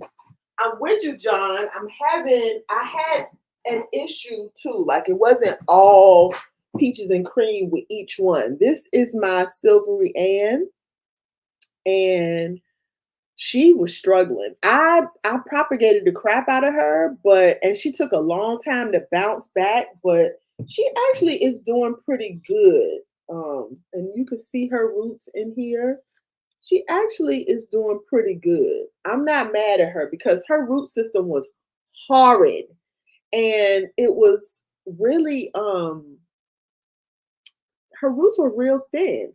And so I started pushing it, meaning that I was checking for her and I was like, I can't wait to water you. Before I would let her go and then I would check her maybe every 2 weeks or whatever. I'll be like, okay, let me water you. But now I'm just like a week and a half. I'm like, you ain't ready yet? You ready? Come on, you almost ready? I'm watering you. And so I started watering her more often and she started pushing out more material. So I think And I don't know what yours was in or any of that. I'm not trying to diagnose, and I'm not even telling you that you did anything wrong because I know sometimes you can have a bad plant. You can have it just might not work in your environment, or it just might not be a plant.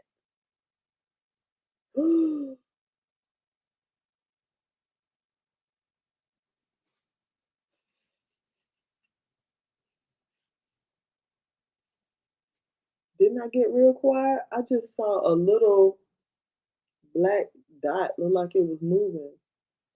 But these allergy eyes, I can't even tell. Boy, you talking about having a conniption? Now I'm looking at everything.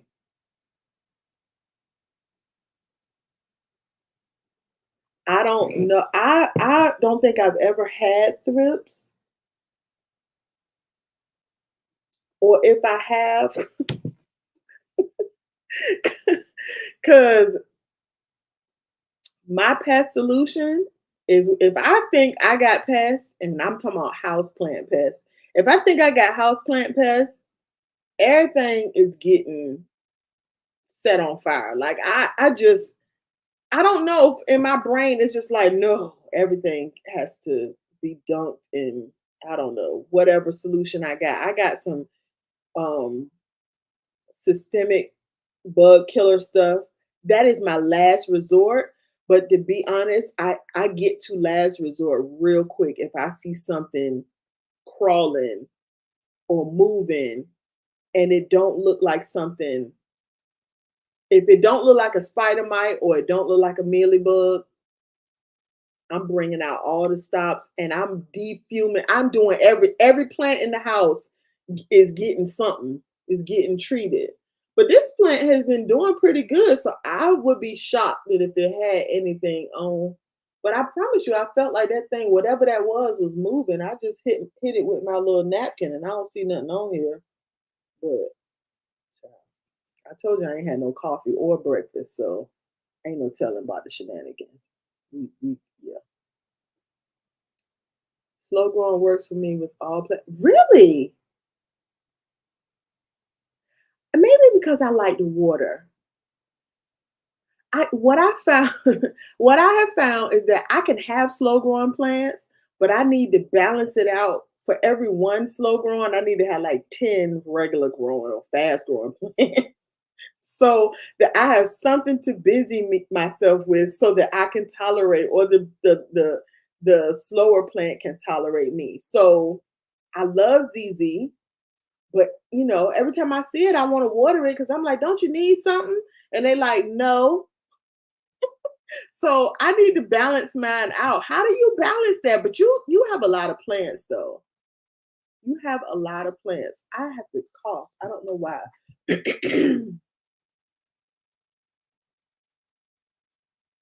Pothos love me. I'm trying to variegate a heartleaf philodendron now. Ooh, and hopefully Vine and Philo will love me also.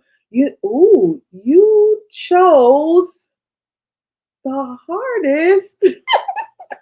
Okay, so what made you choose the variegated heartleaf? They are beautiful. I'm not, by no means am I saying they're not beautiful, but I don't know. My first instinct was that they were going to be harder than maybe the regular green heartleaf philodendron.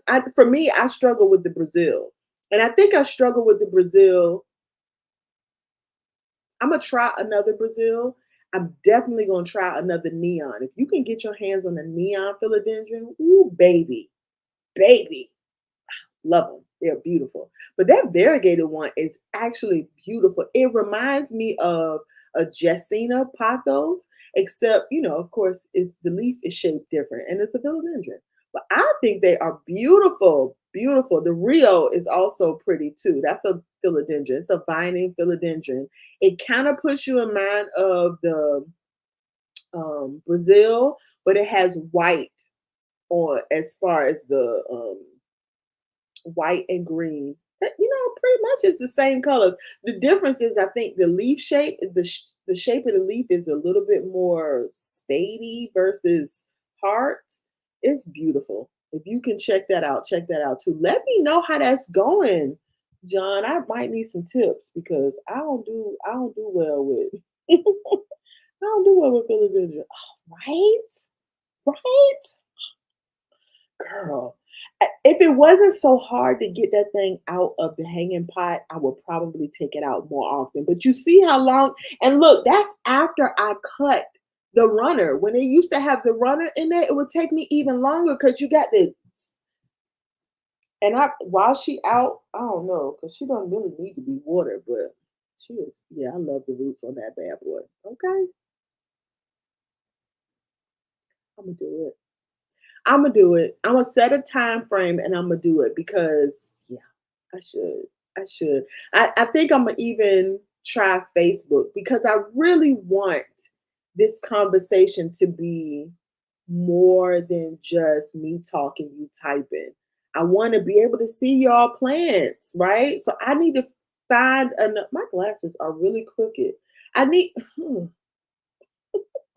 I need to find a way we can do that. So, are you guys on Facebook? Let me know if you are on Facebook. I'm not on Facebook. I don't even consume Facebook like that, but I'm trying. I'm trying. Hello. Am I saying this right, Joey? Monet? Hey. Hey, beautiful. Oh, I love it when y'all talk to each other. For real, y'all stop it. No, stop it, but yes. Okay, so I have all my ficus in cocoa core, orchid bark, perlite, worm castings, and charcoal. Absolutely, I love all of those, all of those, all of those, all of those. I love them. I have. I'm gonna tell you what is a hack for orchid bark. Buy reptile bark. Reptile bark is much cheaper, and it doesn't come wet. Because sometimes that orchid bark they'll put it outside or do it and it's wet. But if you get orchid bark, it's dry because it's supposed to be dry in there for the reptiles. It's the same bark and it's way cheaper, way cheaper. So if you can find that, try it. Try it. Game changer. And it's small and it's nice and tumbled. It's nice. It's nice. I used to buy orchid bark.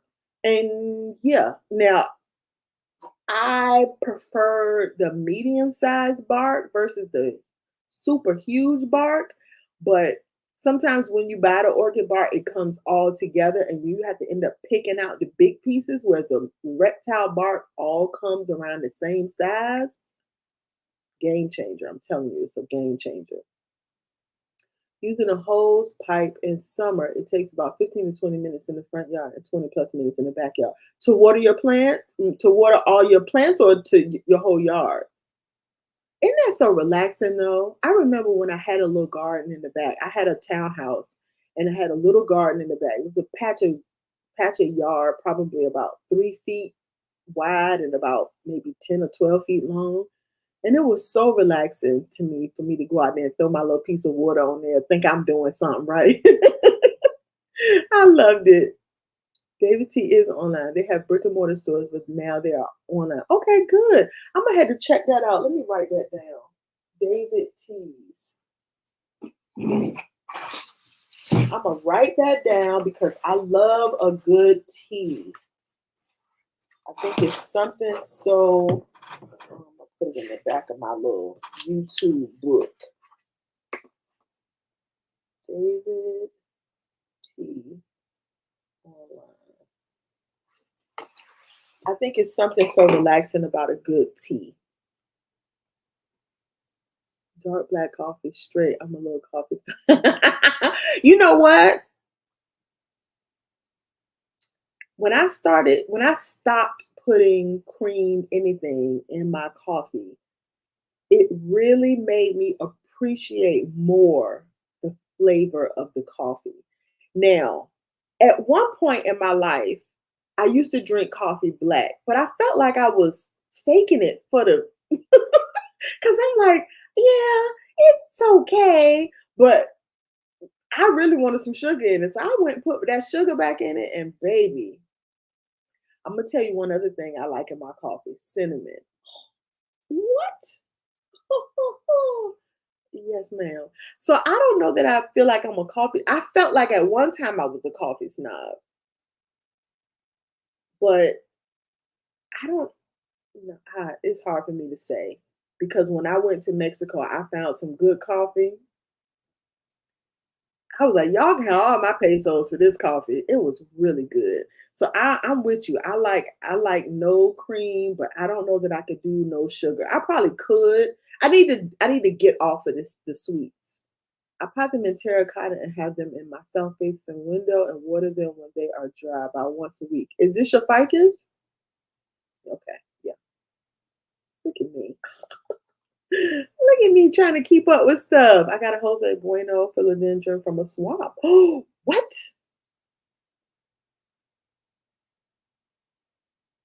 No, it's beautiful. It's beautiful. I seen two stages of the leaves thinking it was the adult form. Why? Because it's just not, what is it not growing? I think it's a beautiful plant. You know who has beautiful versions of them? Leafy Diva on YouTube. Goodness. Dumb. Dumb. Okay, okay. Yes, see, I'm telling you, keep going, keep trying stuff, and just pay attention to what you're doing and what works and what don't work. I think before long you're gonna be the ficus queen on here. I use Schultz fertilizer for ficus. Okay, I think I use Schultz fertilizer for all of my plants. I put a little bit in each watering. Um, I use liquid dirt and I use the Schultz for fertilizer. But all of it is so watered down, they probably barely getting anything. My ficus has a strong. I love that. I accidentally poured Mountain Dew. How do you accidentally pour Mountain Dew? Thought it was water. Oh, all the leaves fell off, but the leaves came back in full. You know what? That to me is that's a perfect, perfect plant for you because any plant that will bounce back is one that will allow you to learn on it. And to me, that's the best first plants to have, right? Because you, as long as you're paying attention to what you're doing. Now, I ain't never heard Mountain Dew being a flex, but I love that. I love that. Yes, plants do have a strong will to live. I love that about them too. Yeah, I use the liquid one. Is yours green too, Jackie? I know, right? Please no thrips. I've never had them.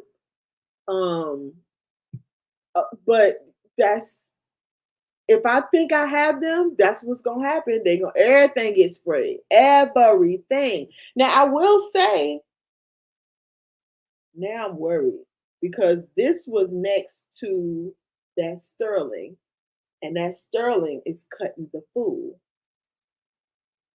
I don't know what it is about this sterling.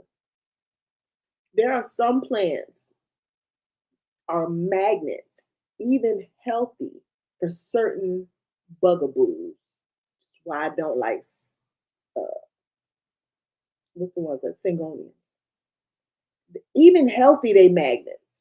And so maybe this sterling is falling in that category. I don't know. All I know is I done gave her the best of what I got, and she's still like, it ain't enough.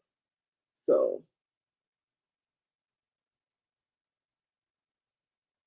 it was really small and it didn't fly away. And I thought I saw it moving. It almost looked like somebody took the pen and did, the little doop.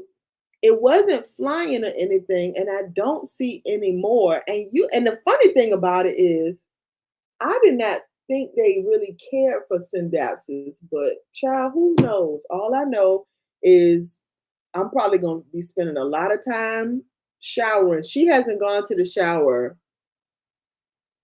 She hasn't gone to the shower this season, but she probably gonna go next. I just watered her, so I don't know. But I don't, yeah, I don't, okay. 1 year. Hey, look, I was just saying earlier that every new plant I get makes me a new plant mom. So it's like you never are not, unless you're not buying new plants, you're never not a new plant mom because it always takes that same muscle to get you up to speed with that plant. So I think enjoy that process because that's what it is.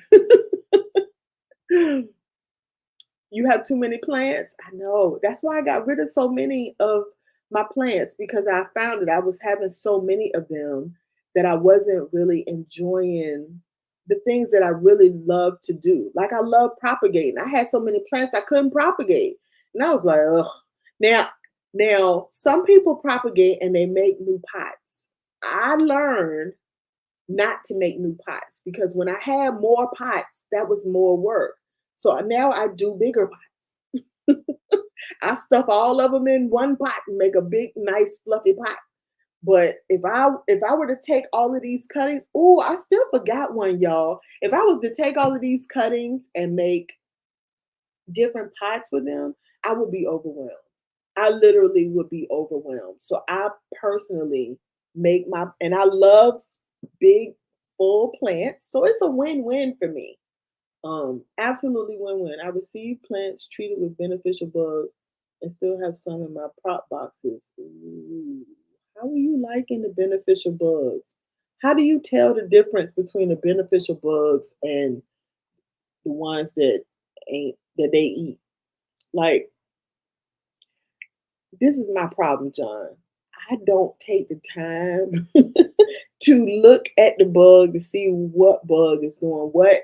A bug is a bug is a bug, and they all gotta die. And so I can't. The only bug that get a free pass in here is a ladybug, and if it's too many of them, we gonna stop that. So I don't. I know beneficial bugs are a good thing, but I don't think I'm. I don't think I'm mature enough for that. That's how I feel about the fumes set on fire. Being careful bringing in live plants in my environment with attachment living in them. Yeah, like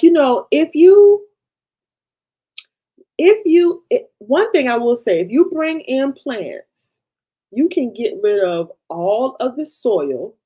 If it bothers you, really bothers you, you can get rid of all of the soil. You can cut the plant and propagate it, or you can get rid of all of the soil, give the plant a bath in a soapy solution, and repot all of your plants if you want.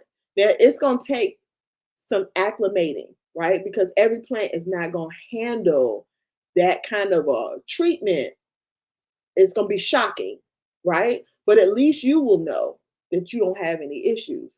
And some plants, like Hoya, you know, sometimes it's better to just get them unrooted and not in soil anyway, because then you don't have to worry about that. But I mean, that's an option. Um, yeah, my Brazil ain't make it either, honey. She went back to Brazil. She was like, I don't like America. I'm going back to Brazil. What I think is keeping them alive is that they became. Oh, wait, outside.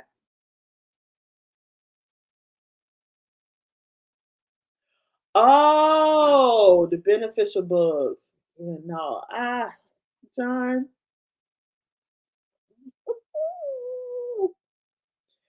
Oh, I can't.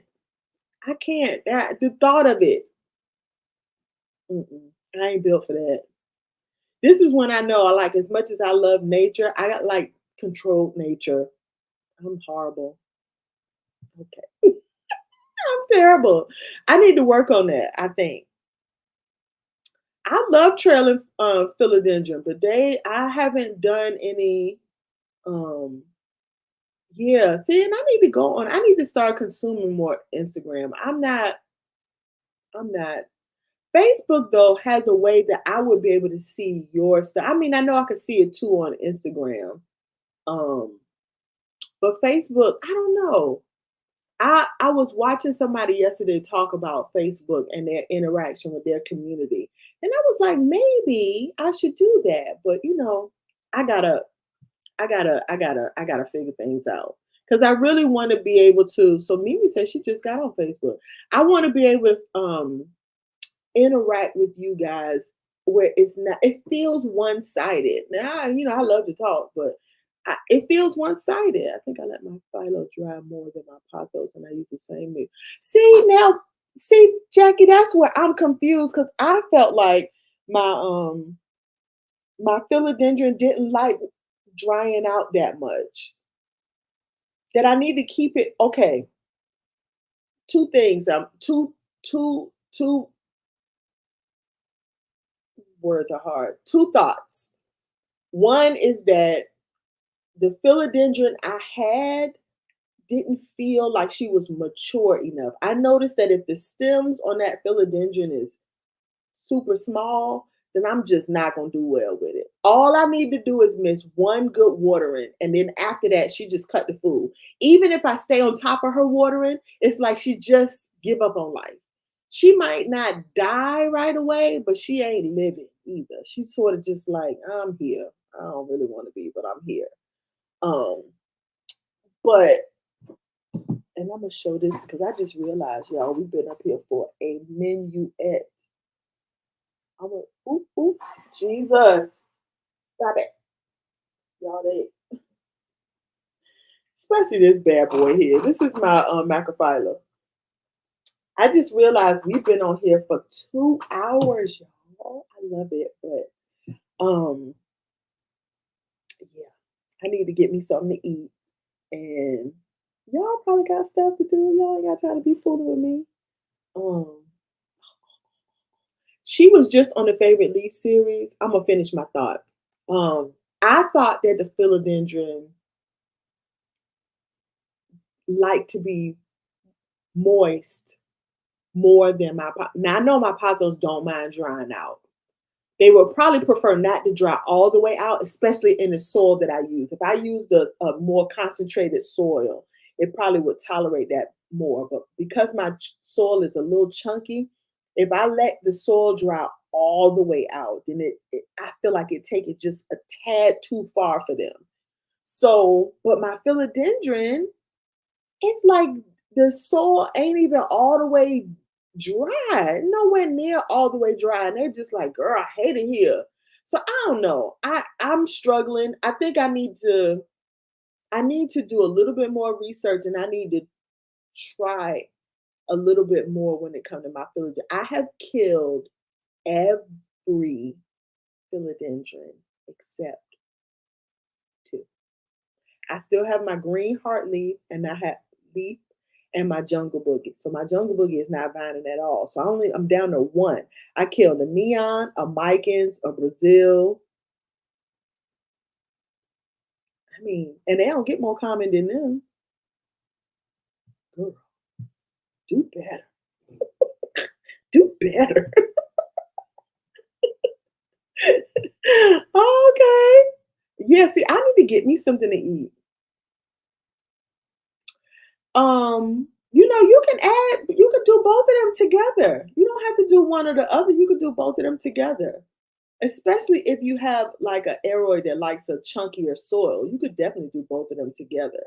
And I think the breakdown of the chunks is going to add some nutrients in the soil where cocoa cord is inert. It doesn't have anything. So yeah, you can add now. I, for plants that you can add it together. I'm trying to think, where did I put the cocoa core? The reptile bark. Which plant did I put it in? I was intentional. I can't remember right now which plant did I put it in. I can't remember. If I remember, I'll bring it. I'm only on Facebook. Oh, okay, yeah, yeah, yeah. I really feel like I probably should do better. Yeah, I need to eat too, y'all.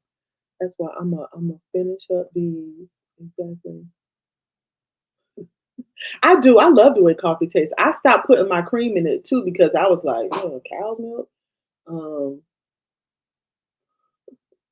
Sean, are you speaking Spanish? Mi compa brings coffee when he comes back from home.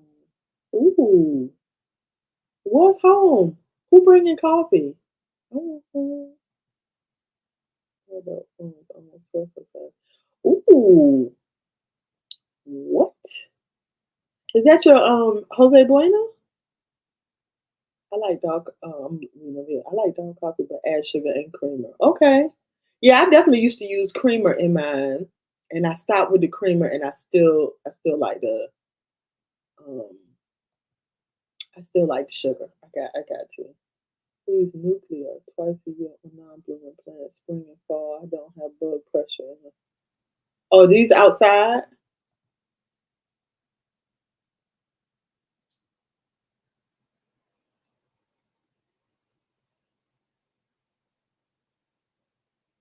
It wasn't even that big, Jackie. It literally looked like somebody took a pen or pencil and just did a little girl.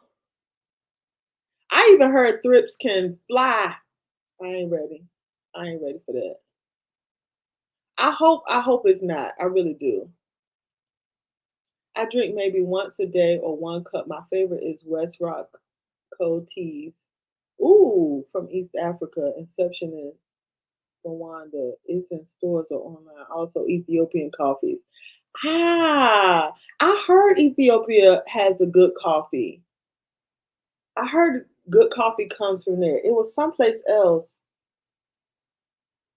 Child, everything done escape my brain right now. Cause now all I can think about is this thing having thrips. I don't see nothing else on here, girl. No. I asked what she treated with and looked them up. But like I said, I treated my plants with liquid. Yeah. Yeah, I definitely use it's Captain Jack's dead bug something. I don't need a babysitter to require work for my plants. I'm retired. Okay. Soft life. I know that's right. I know that's right, girl.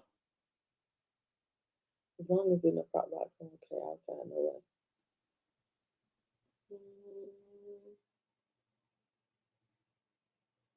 Ooh, yeah. I will say that's the one thing about not buying plants. I'm on a not buy right now.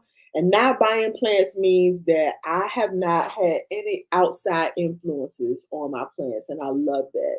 Right? I can remember when I was having plants come in my home, that every time I went to the plant, I would have this sort of like, oh God, please don't let it be that. But I don't even think about it anymore. Like it literally has to be one of those things like I was just doing there where I'm looking at the plant and be like, oh, what is that? But for the most part, I don't even think about it because I mean, not the bugs can't get in here, but one, I don't have any plants that are struggling per se. Really? A lot. And I don't have any new introductions into the home. So I kind of might have a false sense of security, but security nonetheless. Okay. What is IG? It's easy since you prefer interacting, bringing more YouTube. Okay. Yeah, I have an Instagram account, but it was never a platform that I consumed. And I feel a tad, I don't know what's the word I want to say, but I feel a little cringy going on a platform that I don't consume. YouTube I consume on a regular, but Instagram not so much. So it almost feels like, I don't know. I got to get over it. Because I do feel like I would have a better interaction with, you guys if I was able to do it on different platforms. Okay. Yeah, I do. I do need to okay. Now, I think my light on my Brazil was fine. I just noticed that when I forgot to water, she acted a fool and she took forever to propagate. See, I don't have a silver sword. I don't have a silver sword. So anybody got a silver sword, give Joey some tips on how to take care of I can't give you no advice when it comes to philodendron other than don't bring them around me if you want them to stay alive. If you want him to stay alive, don't bring him around me. He is in Oaxaca, Mexico, and yes, I heard Oaxaca has some really good Mexican coffee. I want some. Thank you. I'm trying to think of the brand that I got when I was in Mexico. I can't. It's in a blue. It probably was commercial and not great, but it was better than you know what I was getting. So I was loving it because Oaxaca has good chocolate. So I can only imagine that coffee is fire. Me, Parejo is my husband. Oh, okay. Me, Pare. Am I saying that right? Me, Parajo? Parajo. Am I saying that right? Let me know. Me, Parajo. Okay, because I'm going to need to learn how to say that. Because when I get me a husband, me, Parajo is me husband. Okay. All right. Oh, so he went to Mexico, brought back some coffee? Girl, see, that's the kind of husband I need. I don't have enough silver sword, but I would treat it like a pink princess. Oh, I'm thinking Hoya. You talking about philodendron pink princess? Another plant I don't have. They are not good at flying. Yeah, but I heard that's what the males do. The males fly, and that's how they move from one plant to the next. Girl, I ain't ready. Just treat the refighter plant in quarantine for 1 to 2 months. Yeah, the problem with me quarantining my plants, and this is what I found even when I bought in new plants, is that the area that I quarantine my plants in, I don't go in there that much. So by the time I remember the plants is in there, they even more stressed out. And it's just not, yeah. I find that quarantining for me is not fantastic. I don't do well. I'm gonna have to. How far is NC? Yeah, it's a bit. It's a ways. It's a bit of a drive, Miss Ma'am.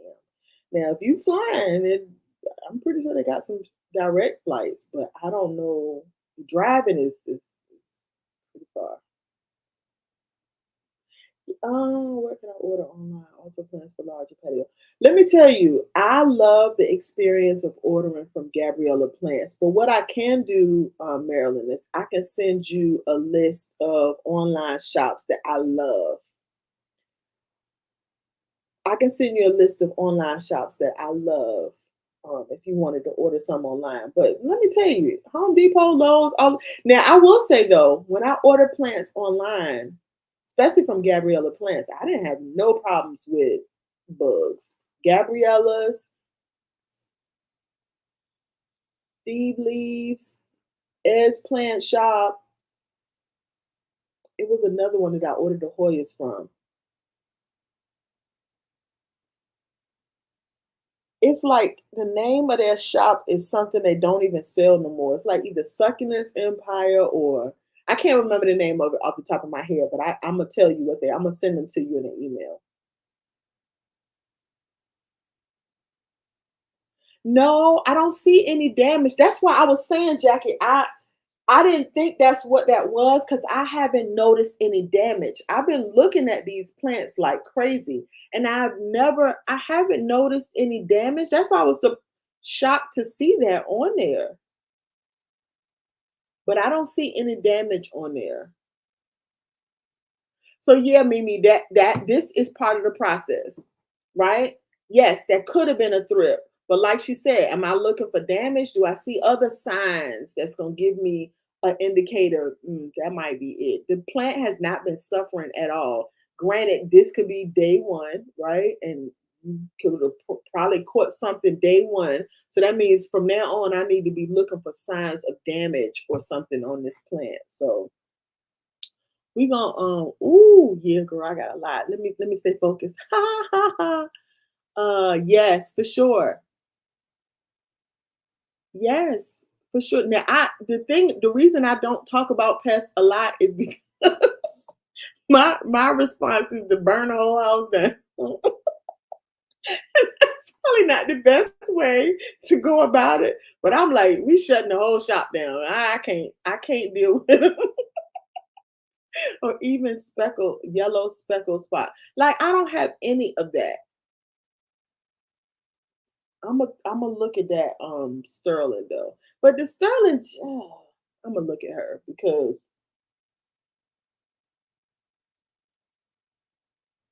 is she a thrift magnet? Is it different Baki sterling? Is she? I'm gonna have to look that up. Okay, partner. Okay, look at dang it, me parajo. I'm remembering. I have three silver sword. I wore it a couple times a week, but I use chunky sword. My husband is El Salvador, not okay, not Mexican. My compa equals brother from another mother. Look at me learning. Okay, now how does that work? Compa, because it has the A at the end. I would have thought that was fem. Is that what that means? Compa, because it's from the mother. Ooh, talk to me. Help me with my Spanglish, because it ain't Spanish for me. Because I'm struggling. I'm gonna get it together though. Put it in a tote with a light over there. Oh, so I can see if I see anything. Do I need to quarantine her, girl? Treat 1 week. Okay. You can do it because they don't need too much attention in the bed, so they don't need. Okay. Yeah, that's true. I could treat it and put it in the bin. And you said, oh, and I do have a couple of propagation boxes now because I'm not doing any propagation. Last year I did propagations in the propagation bin, but this year I've been doing all my propagations in water. You're so sweet, Marilyn. Yeah, I have lights in here. So I have a tote sitting right next to my plant shelf. So it gets light. And that's where I've been putting it at night so it can get a little bit of extra humidity. So I might throw her in here and treat her and see if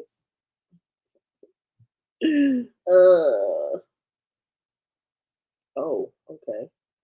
All right. I'm gonna do better. I'm gonna treat it and put her in there. I'm gonna treat both of them then and put leave both of them in there.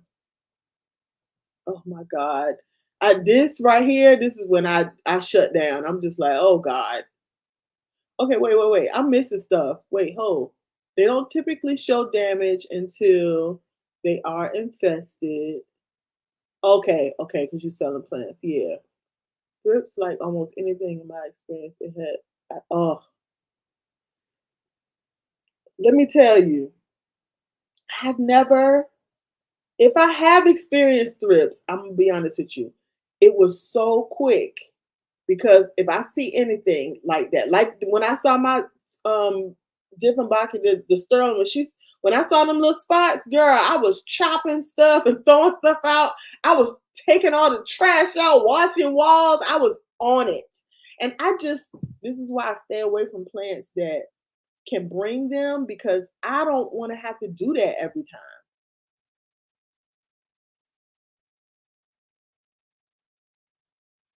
Yeah. So you saying thrips like Hoya or they only like thin leaf? I don't know. Let me show you guys what's going on with this, and then we're gonna get on out of here, y'all, because it is 2 o'clock. I love y'all. Y'all do me so well.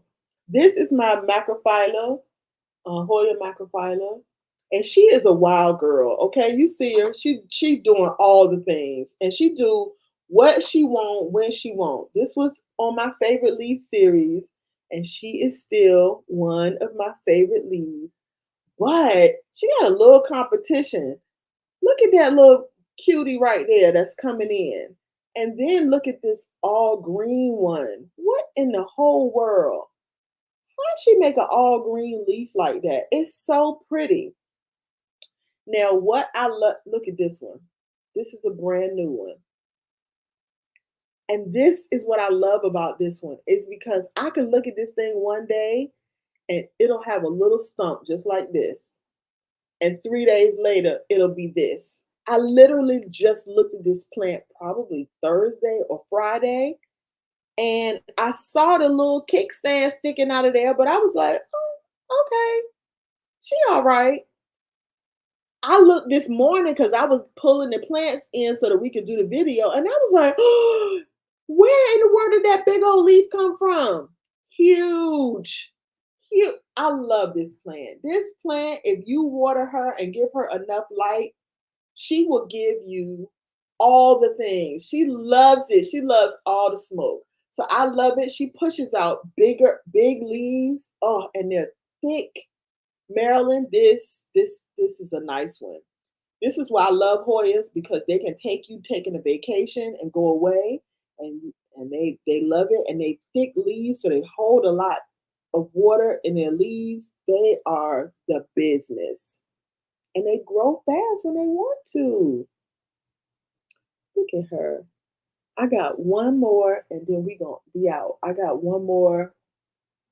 I gotta be real careful when I set these things down because I don't need nobody snatching no souls around here. I got one more. She is actually a slow grower, y'all.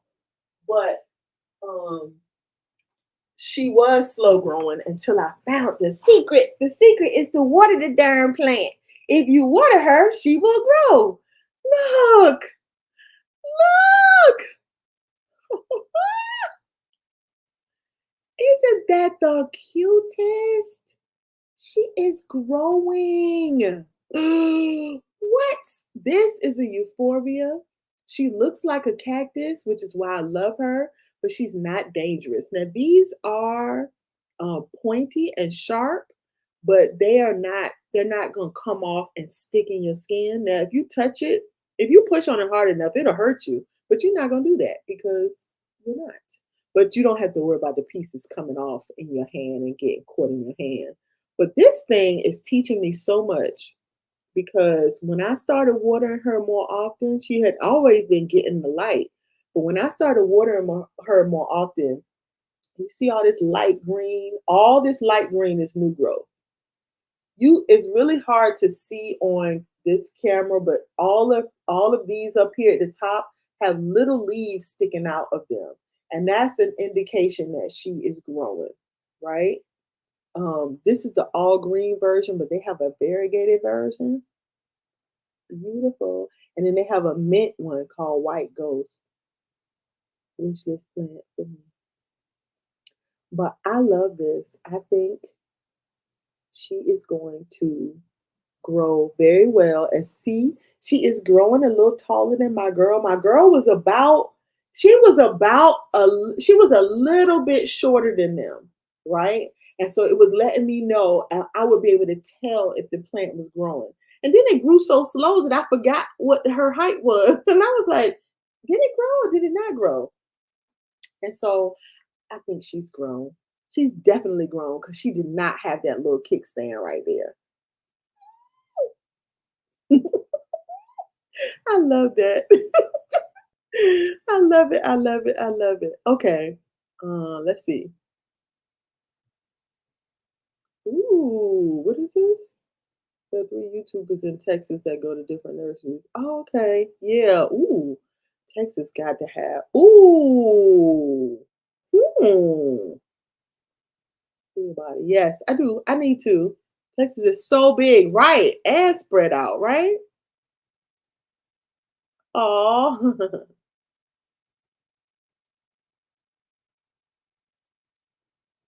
the name again? That's me. Wow. What's the name again? I don't know what that means. Where it come from my friends, but usually it's a film. All right, that's what I was saying. That's why I thought when you said brother from another mother, it would be compo instead of compa. But maybe it's because it's from another mother. I don't know.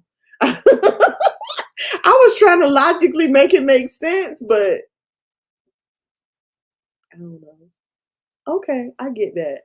Yeah, that was where my mind was going to. That's why when I saw the A, I was like, well, I thought A was feminine.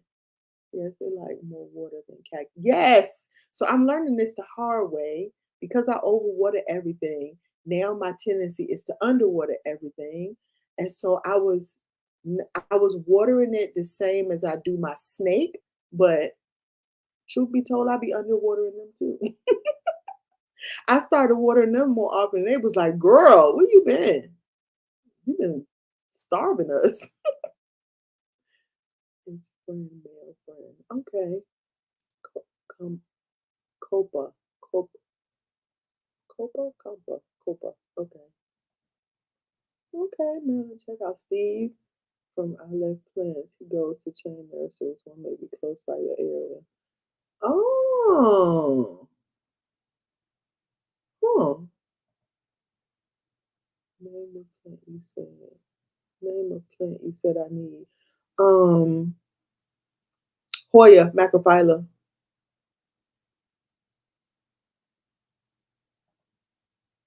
Any any Hoya. Hoyas are thick leaved. They are very forgiving for the most part. Um, they are very forgiving and so plentiful, and they propagate so nicely. So any Hoya that you like, I would say would be a good start. I always feel like plants that you like, that you are attracted to, are always a good place to start. Some of them might be harder to deal with than other ones, but if you like it enough, you will want to do whatever the plant needs, right? Or you'll find out that they're not for you. But either way, I think you're more inspired to work on something that you really like versus getting something just because it's easy, right? This has been great, you guys. Okay, so the next time you guys see me, I will post up on Monday. It's going to be a regular video, it won't be a live. I think what I like is doing lives every other video. I like that cadence. But we'll see. I'll see. I'll still work. And then I do want to do another craft night coming up soon because September is my birthday month. So I kind of want to do something live at night in September. So we will see when, and I will let you guys know. So if you want the heads up on that, don't forget to subscribe to my newsletter. So let me put that out here really quick. So the way you would get to my newsletter is you get a free bug spray and you sign up on my newsletter, and I will let you know when I'm going live. Typically, normally for, especially for if I'm going at night for a craft thing. But if I'm going during the day, if I have a guest, or if I'm planning it ahead of time, like far off ahead of time, I will try to let you know. I try not to send too many emails because I realize that sometimes it's just overkill. So I don't want to send an email every time I push out a video. But, sometimes especially if I'm going live, I want to send out an email just in case you're able to, meet us here online and we can chat together. So I don't have anything else, you guys. I think I have touched every plant over here. I have a couple that are going to need to be potted up very soon because if not, I don't see them. I'm scared to touch that because the root is kind of stuck. So I need to fix that and make sure that I don't leave anything with their roots bare. And I guess I'm gonna be quarantining this bad boy here because I'm annoyed. I'm super annoyed, and it's sitting here with my other plants, so that's really pissing me off now. So I'm gonna go and take care of this and get me something to eat and get me some coffee and just remain on this high from seeing you guys today.